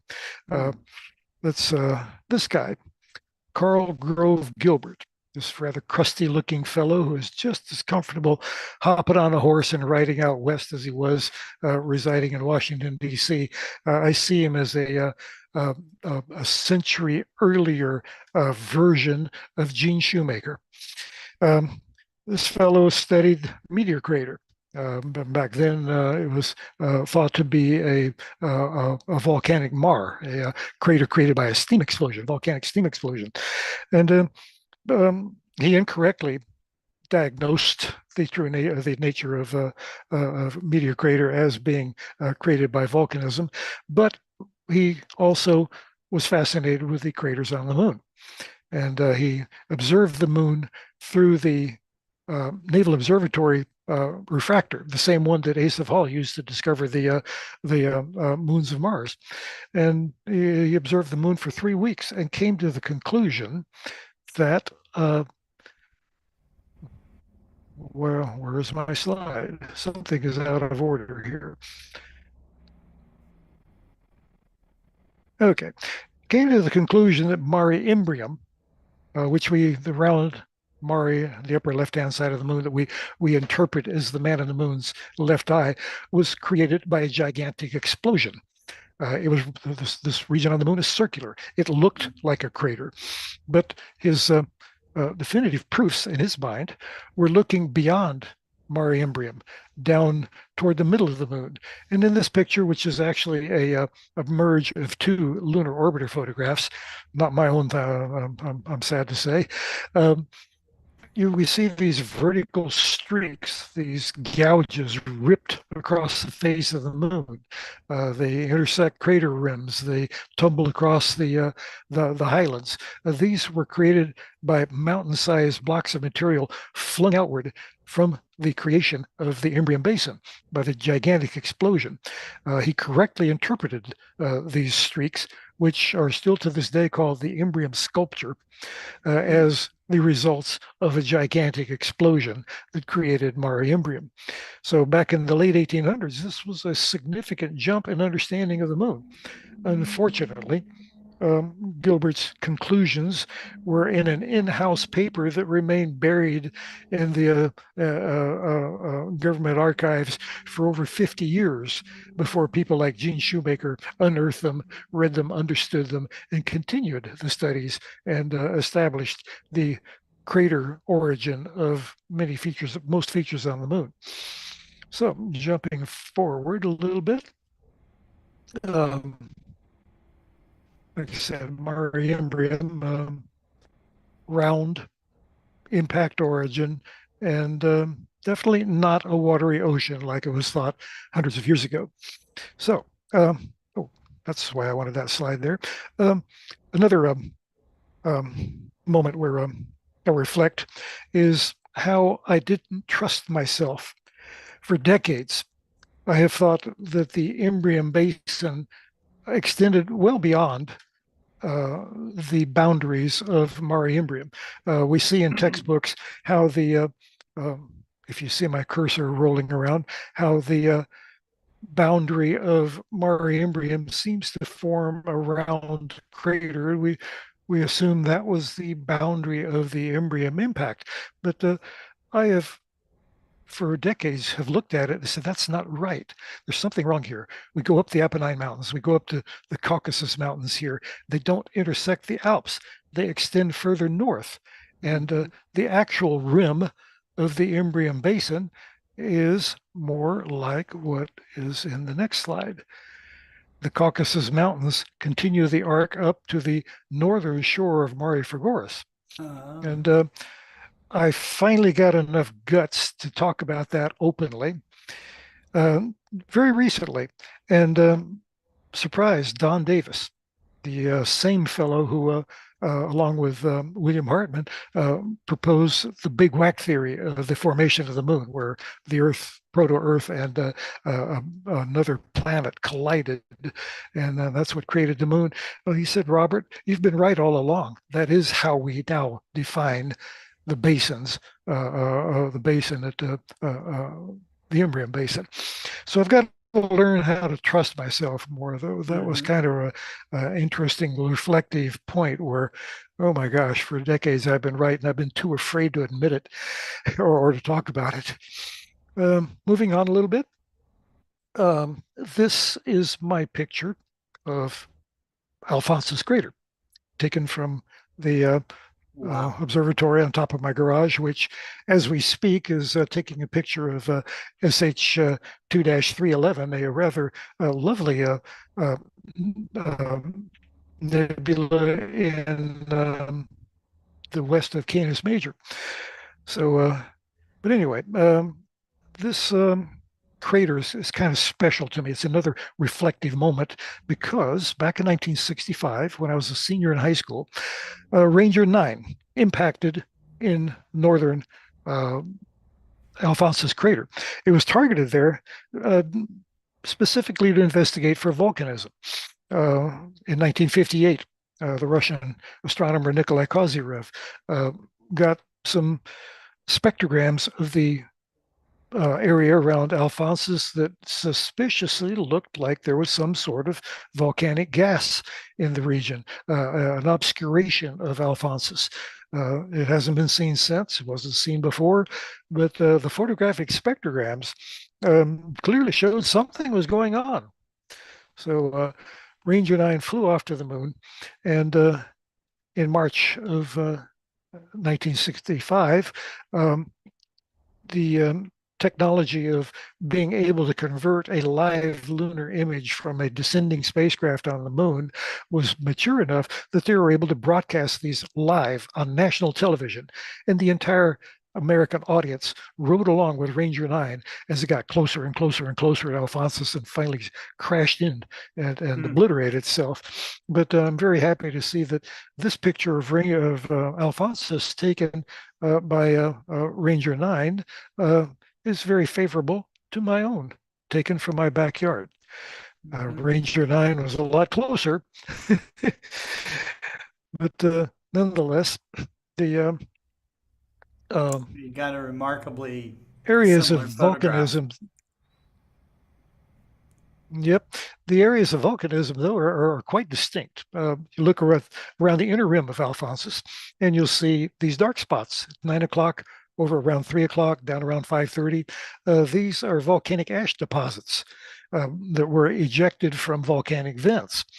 Now, I operate under the assumption that if a dark ash is deposited on the moon, it's going to have a lifetime similar to the bright material ejected from a crater that forms crater rays. Crater rays rarely last more than 1 billion years because of the constant churning of the lunar surface by ongoing micrometeorite impacts or larger meteor impacts, plus a certain degree solar mass coronal ejections tear up the moon's surface also. So these dark spots, I think, can't be more than 1 billion years old, but we are also under the assumption that the majority of lunar volcanism had ceased by about 1 billion years ago. So I think this is very definitive evidence of slightly more prolonged volcanic activity on the moon. And it is entirely possible that one of these vents burped back in 1958, just as Kazirev was doing his observations. We haven't seen anything like that since, but I think the chances are very good that it was a volcanic burp at the right time when he was able to see this. So another reflective point for me, and another lunar orbiter photograph. I am buried in lunar orbiter pictures, which is another point I'll bring up. So I've been having a lot of fun backing through all of these historical photographs that read the 1960s. We went from fuzzy Earth-based photographs to crystal clear down to several meter resolutions overnight because of lunar orbiter.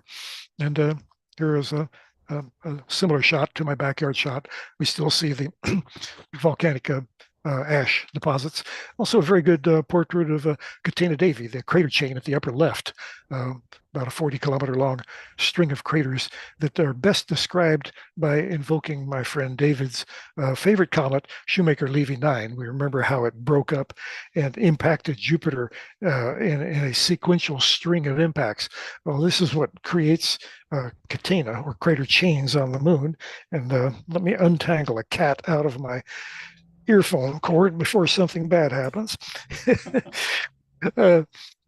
So anyway, pressing on here, more reflections.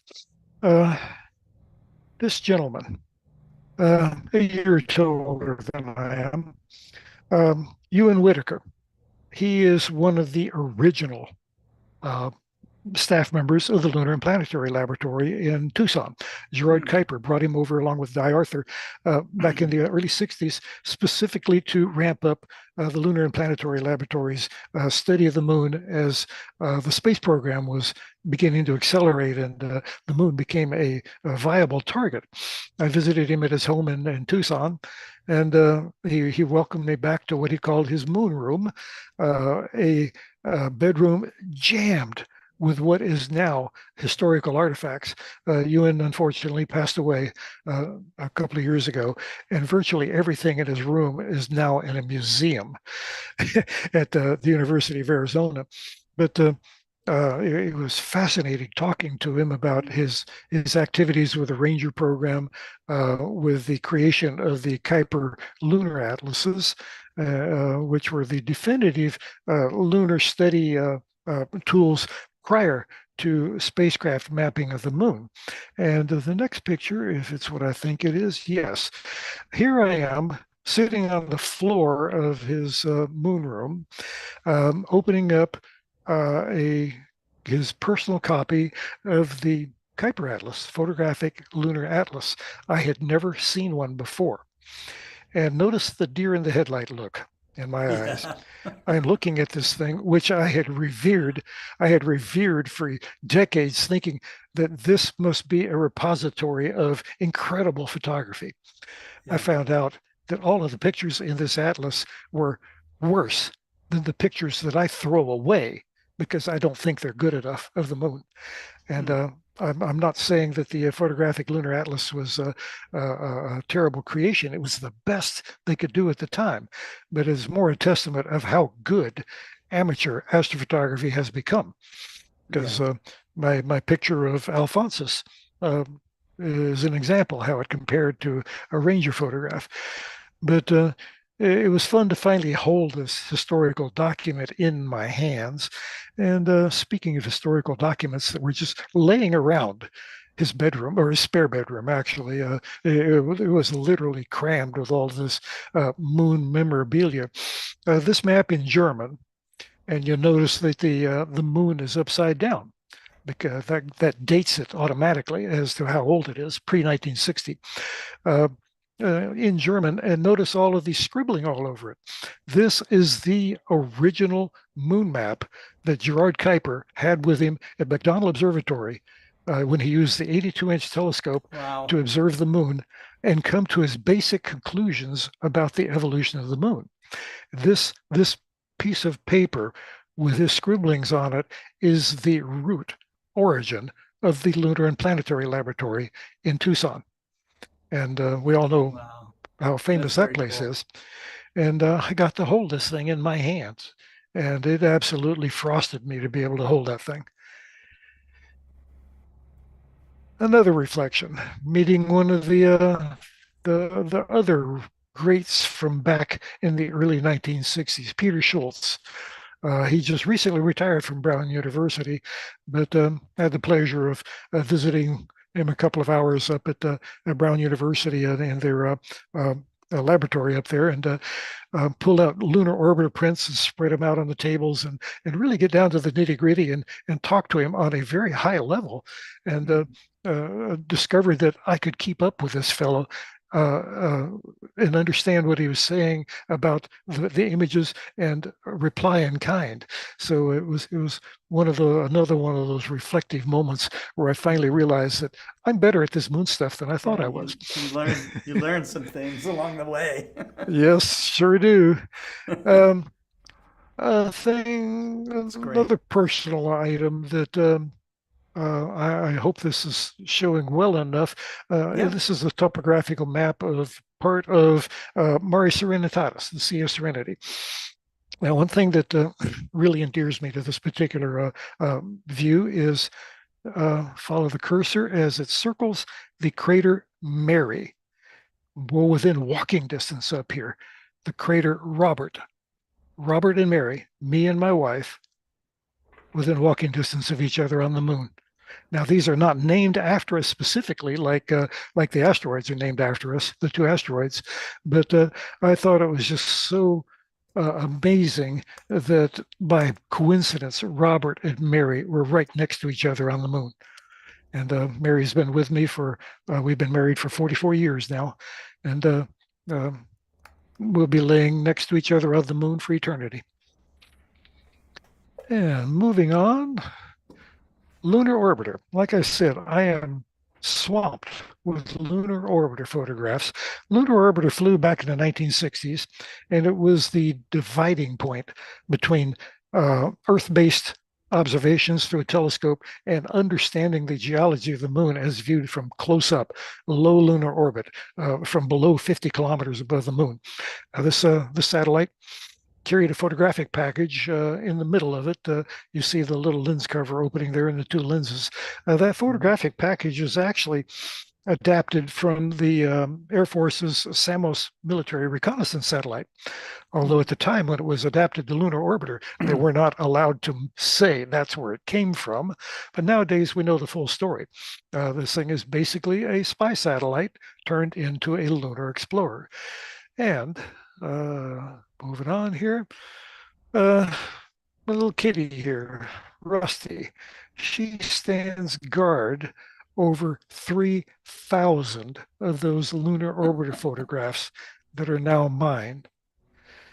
Back in the 60s, we pored over Sky and Telescope magazine and the newspaper articles when these magnificent pictures of the moon were sent back from lunar orbiter, seeing details on the moon that we never knew existed, and showing geologic wonders that were just astonishing. And by a strange twist of fate, I inherited about 3,000 of these. Turns out some were duplicates. Actually, 900 and something of them are individual images, which leaves me about 2,000 duplicates that I'm finding other homes for. But this basically means that now I own half of the images returned by the Lunar Orbiter Project. And for somebody who's in love with the moon like I am, somebody who's a true selenophile, a person who loves the moon, getting these photographs was so amazing. Like I said, Rusty, she stands guard over these things. There's stacks of them at my office, and she looks down upon them while I'm studying them, and I think she's come to the scientific conclusion that the lunar surface sure looks like one giant cat box to her. So, but nonetheless. So reflections, some technical ones that advanced our knowledge of the moon, and some personal ones that resonate very much with me. So I'll conclude with the standard slide. There is so much to love on the moon, and I invite you to come out and play with me on my playground. The moon doesn't care about light pollution. You can see the moon from the middle of the brightest city. The moon's in the sky most of the month at one time or another, and it's the only world that we can see in our telescopes that we can see details as small as a kilometer. We can't do that on other worlds. So the moon is there for us to enjoy, and I do hope that you will add it to your observational repertoire and not avoid it because it blocks the deep sky, but to embrace it as an alternative when it is in the sky. So again, I've enjoyed chatting about the moon, and I hope to do it again in the future. So let me unshare. I really appreciate turn it back your to presentation. Thank you so much, Robert. You're Thank welcome. you. Can I say a few things here? I really did enjoy that. It was so special, and I totally think you're wrong about saying that, about you don't have the feeling and the passion for it, because you do. And I really, really loved it. I'd like to share a story about, Thank you. I'd like to share a little story about Gene Shoemaker. When I was interviewing him for my biography that I wrote about him, Gene was telling me that about the Surveyor 1 mission. They were having a lot of trouble. The Rangers finally started to work with Ranger 7, but they figured that Surveyor 1 would not make it to the moon. And he told me about how he gave a hug to Carolyn as he was going to JPL. He said, I'll be back shortly after, because this ain't gonna make it. This is just our first try. And the rocket launched, and the second stage was okay, and the mission was on its way. And I said, okay, but it's not going to make it to the moon. And so it started to get into near the moon, and the it started to come in, and the mission was doing pretty well. And then the final thing was when the spacecraft began to retrofire for a soft landing. That's where Gene thought it wasn't going to work and expecting a crash. So the spacecraft retrofired and slowed down till it was about 50 feet off the surface, and it was just got to a stop. And then these turned off, it dropped to the moon, and it's still working. It's still working. And it's still Yeah, I working. remember that. I remember was- that well. It was broadcast live. It was And the most people we ever saw. It still works, and we made it. And Gene was so surprised. And I remember him talking to Carolyn that night and saying, I think I'm going to be here for a little while. And because it worked, I couldn't believe that it was working. And I think when he was telling me that story, the memories of the success of Surveyor 1 came right back to him. And he was just as excited as he was the night that it actually made it to the moon. I just wanted to share that with all of you. Well, that landing was broadcast live, and all of the officials there, the commentators, everybody had all their stories prepared in advance about why did it fail. When it succeeded, they were slack-jawed and dumbfounded. They weren't quite ready for that. They weren't ready for that. They didn't know what to say except stare at it in awe. It worked. So yeah, I understand that story very well. I remember watching it.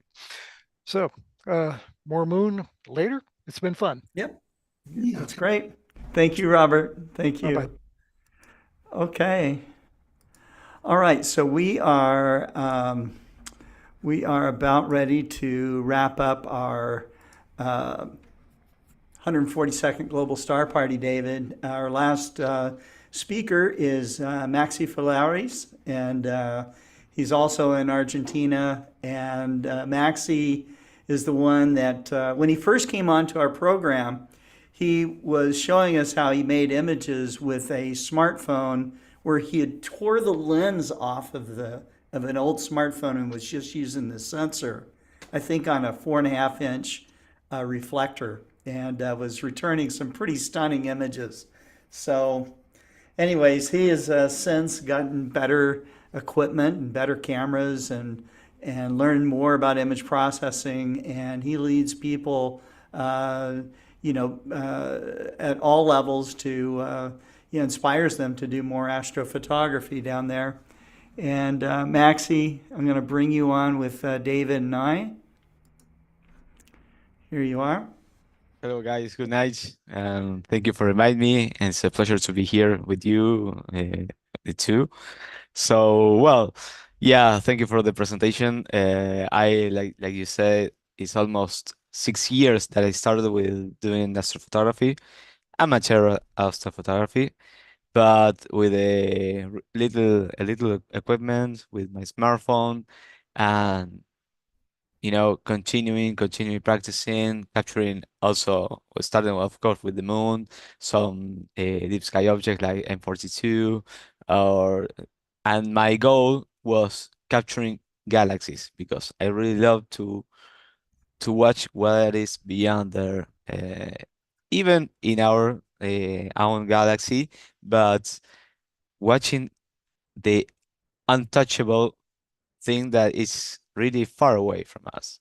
So that's my inspiration to continuing and trying to every time get it a little better, but of course, in every time you start, the processing, the gear and the equipment changes and the technology changes. 20 years ago, you can't even think that you can do astrophotography with your smartphone. And 20 years ago, you didn't thought about a smartphone. So Right. right now, you have everything on your pocket. But well, let me share my screen. What I want to show you is my latest work that I've been practicing and working with.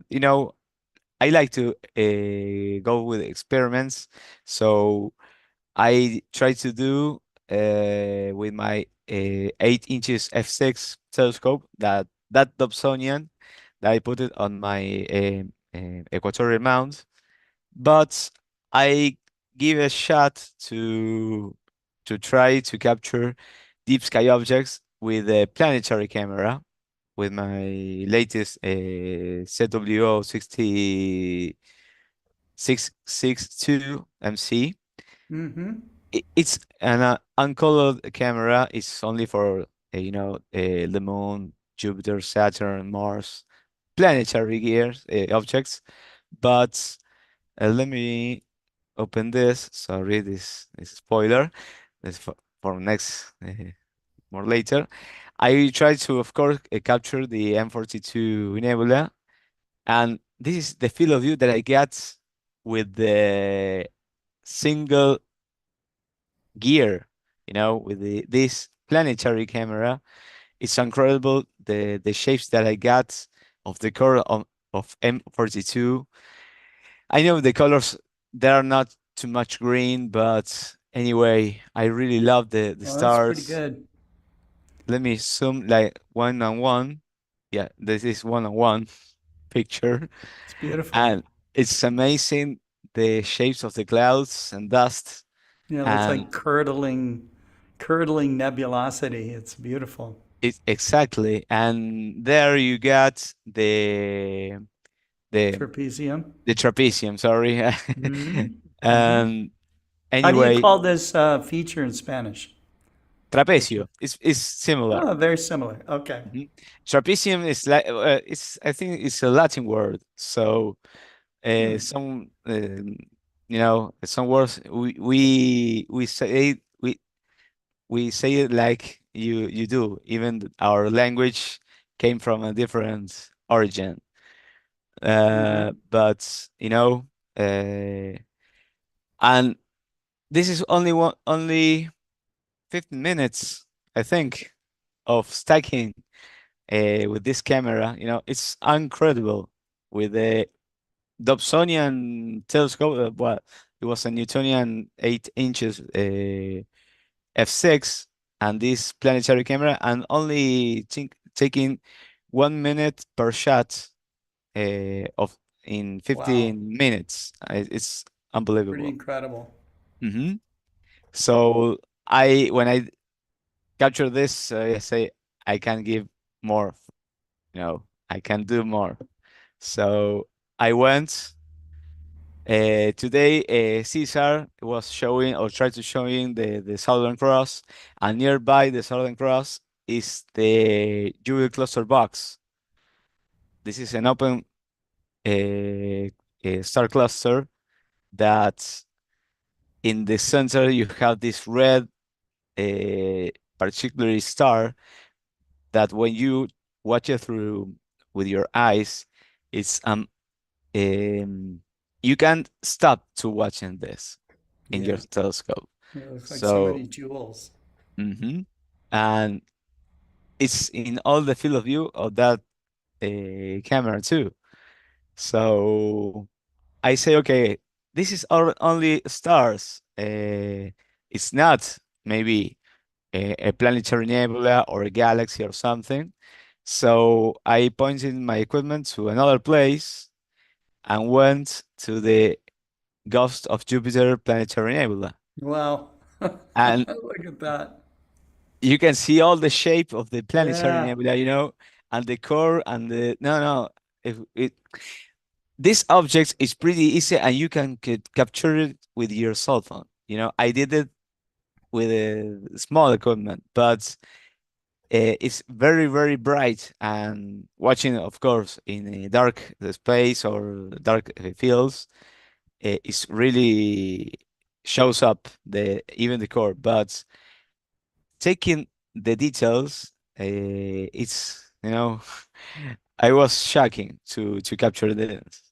So, and I think also was 20 minutes, and that's all. And then I leave the equipment almost all night capturing this galaxy, but this is not processing yet. This is Centaurus A galaxy nearby the Omega Centauri global cluster, and it's amazing. One thing is in my backyard in Bortle 6 or 7, you know, and I did single shots of that kind of minutes because it will be very difficult to grab out all that light pollution. But anyway, uh, capturing this and the shape and the colors of the core of this lenticular galaxy, it's incredible. So uh, I hope someday they do again deep sky cameras with refrigerated sensors.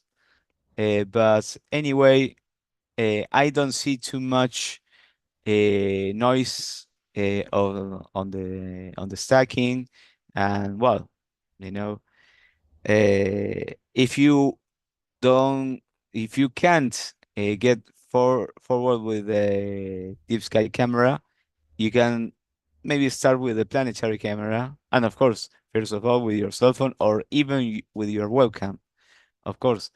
But well, let's continuing. Um, Last weekend, we meet with two friends from Buenos Aires, Gabriel Peruso and Germán Bacaro, that we went to the Alberti Observatory. Is nearby from my city, 40 kilometers from here. They went Friday night, so I closed my work what I at the end of the day. I had my equipment inside my car and traveled to there. So when I get there, I start to bring all the equipment, and this is a picture of Gabriel Peruso that did that night. You know, here's my car, here's my equipment, here's Germán's equipment, and here's Gabriel's equipment. But you can see we have a lot of moonlight. It's almost day. We can see each other easily, and but you know when the moon goes out, we really enjoy the night capturing deep sky objects. Anyway, I went with my effort 8 inches there. So I give a chance to capturing galaxies. Like I say, I really love to capture galaxies. And now we are starting the galaxy season. So I had to give a chance. We struggle with some clouds and humidity, but the guiding and the sky was really clear and very perfect guiding, and it was okay. So the next day I came back because I worked Saturdays, so there I have to open the store at the middle of the day and then work for 3 hours only and close, shop some food, and come back to the observatory to continue the day. We get some rest here in this place. It was really hot weather, and it was really cloudy that afternoon. But then, almost 6 or 7 p.m., the clouds they went, and the clear sky comes out, and well, we have our second night. So the results of well, the object that I captured was in this place, the Large Magellanic Cloud. It was the in a place not the Tarantula Nebula. It was a place that is more beyond that galaxy. M47, sorry, M87, because I tried to capture the Maxie, we are just seeing your file folders. We're yes, not seeing yes, you. is Oh, that okay, okay, is the okay. list. Another place of Mercanian change and some galaxies, but here are well, my goal that I captured 2 years ago, but I have to give a chance with not new processing, new gear, and everything. So my principal goal was the Leo's triplet, and let me show you the single shot, for example. This is only 1 minute exposure, and you can see the three galaxies, okay? But when I stack this for 2 nights, I got this and process and everything. I got this result. Nice. So So let me 65, 66, and that's NGC 3628, is that right? exactly. Uh-huh. And of course, there's a lot of galaxies beyond there in the background, but the principal galaxies, they have these beautiful, beautiful shapes and forms and dust and clouds surround the core of these galaxies. And I really, really like this processing. Also, this bright star is really thin. I don't like the very globe stars. And, I will post this image maybe tomorrow on my personal Instagram page. But, I have another objects, and maybe the next month we say we had to come back to capturing maybe another galaxies, or maybe continuing capturing the same galaxies to get more info. The another object that I captured was this. This is the NGC 5066. This is in nearby Dorado constellation, and the James Webb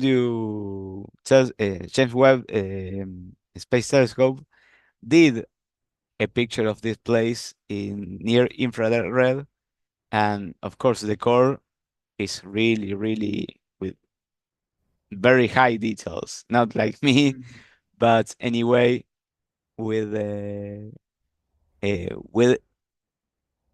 not professional or kind of professional equipment, you can do this particular galaxy, and of course a lot of uh, other objects. So the next ones, they are not processed yet, only stacked. So I went to the Needle Galaxy and nearby objects.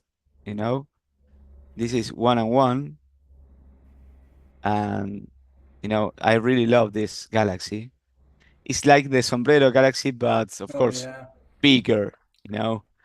And I only have it for maybe 4 hours or 5 hours on the sky, so I have to maybe get a lot of hours to get more details, and but anyway, on the background, like I say, there's a lot of galaxies uh, floating in the nothing, but it's amazing. um this is another one galaxy that is in the head of Leo, and this is one on one scale. And this spiral galaxy, I remember maybe 5 years ago, I tried to capture with a cell phone, and here in my backyard, but I couldn't have the same details of like the triple of Leo. But anyway, I really love to capturing, and I had to still processing this, see how the shapes going and the colors of the stars. But uh, I really love to capture this, and this See, is the play. actually, I Yes. have a question. The one that you said originally was 101. Are you sure that wasn't NGC 4565 instead? No, no, sorry. 101 is the scale of the image. This is Okay. one. This is the original size of the picture, and the software when you go zoom out, this is a 1/4 scale. Hmm. Yeah, and for example, this is the 2/1. Yeah. That's what I mean. No, this object was, let me remember the NGC, 4665. Yeah. No, sorry, that's the needle galaxy. This galaxy is 2906 05 Hmm. in Leo. It's here. Uh, Here's the Leo constellation, and I see it upside down from here, and here's the object. Oh, This is yeah. the galaxy in stellarium, and this is my picture. So I have to process this and see what I get. And the another object of the nearby large magnetic cloud is this place field of stars, because it's indeed in that galaxy. And I had all these uh, particularly gas and dust objects. This is, like I said, not processed. This is only an auto stretch. This is the lineal frame, but this is auto stretching, and you have a lot of uh, little globular star clusters like this one there, and also all the dust and the gas colored in red and a little bluish green, you know, and there's a lot of objects in this field of view. I captured this place with an Alex Stream filter. If you want, and we have time, I want to show you the conversation. Was the last year, uh, September? No, uh, no, not here. In October, yeah, there it is. For example, here we'll go into. Let me copy the file direction, because I didn't process this, or I think I did, but here's the same object, and sorry,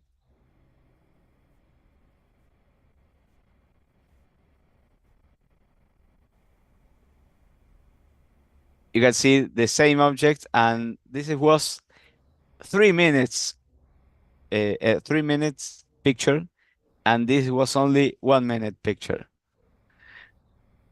and you can see the differences on the shapes. Oh, yeah. But remember, this is only one single shot, and this was the stacking of, I don't know, maybe 1 hour or something like that. But anyway, the stars with those kind of filters, they went away. There's almost nothing.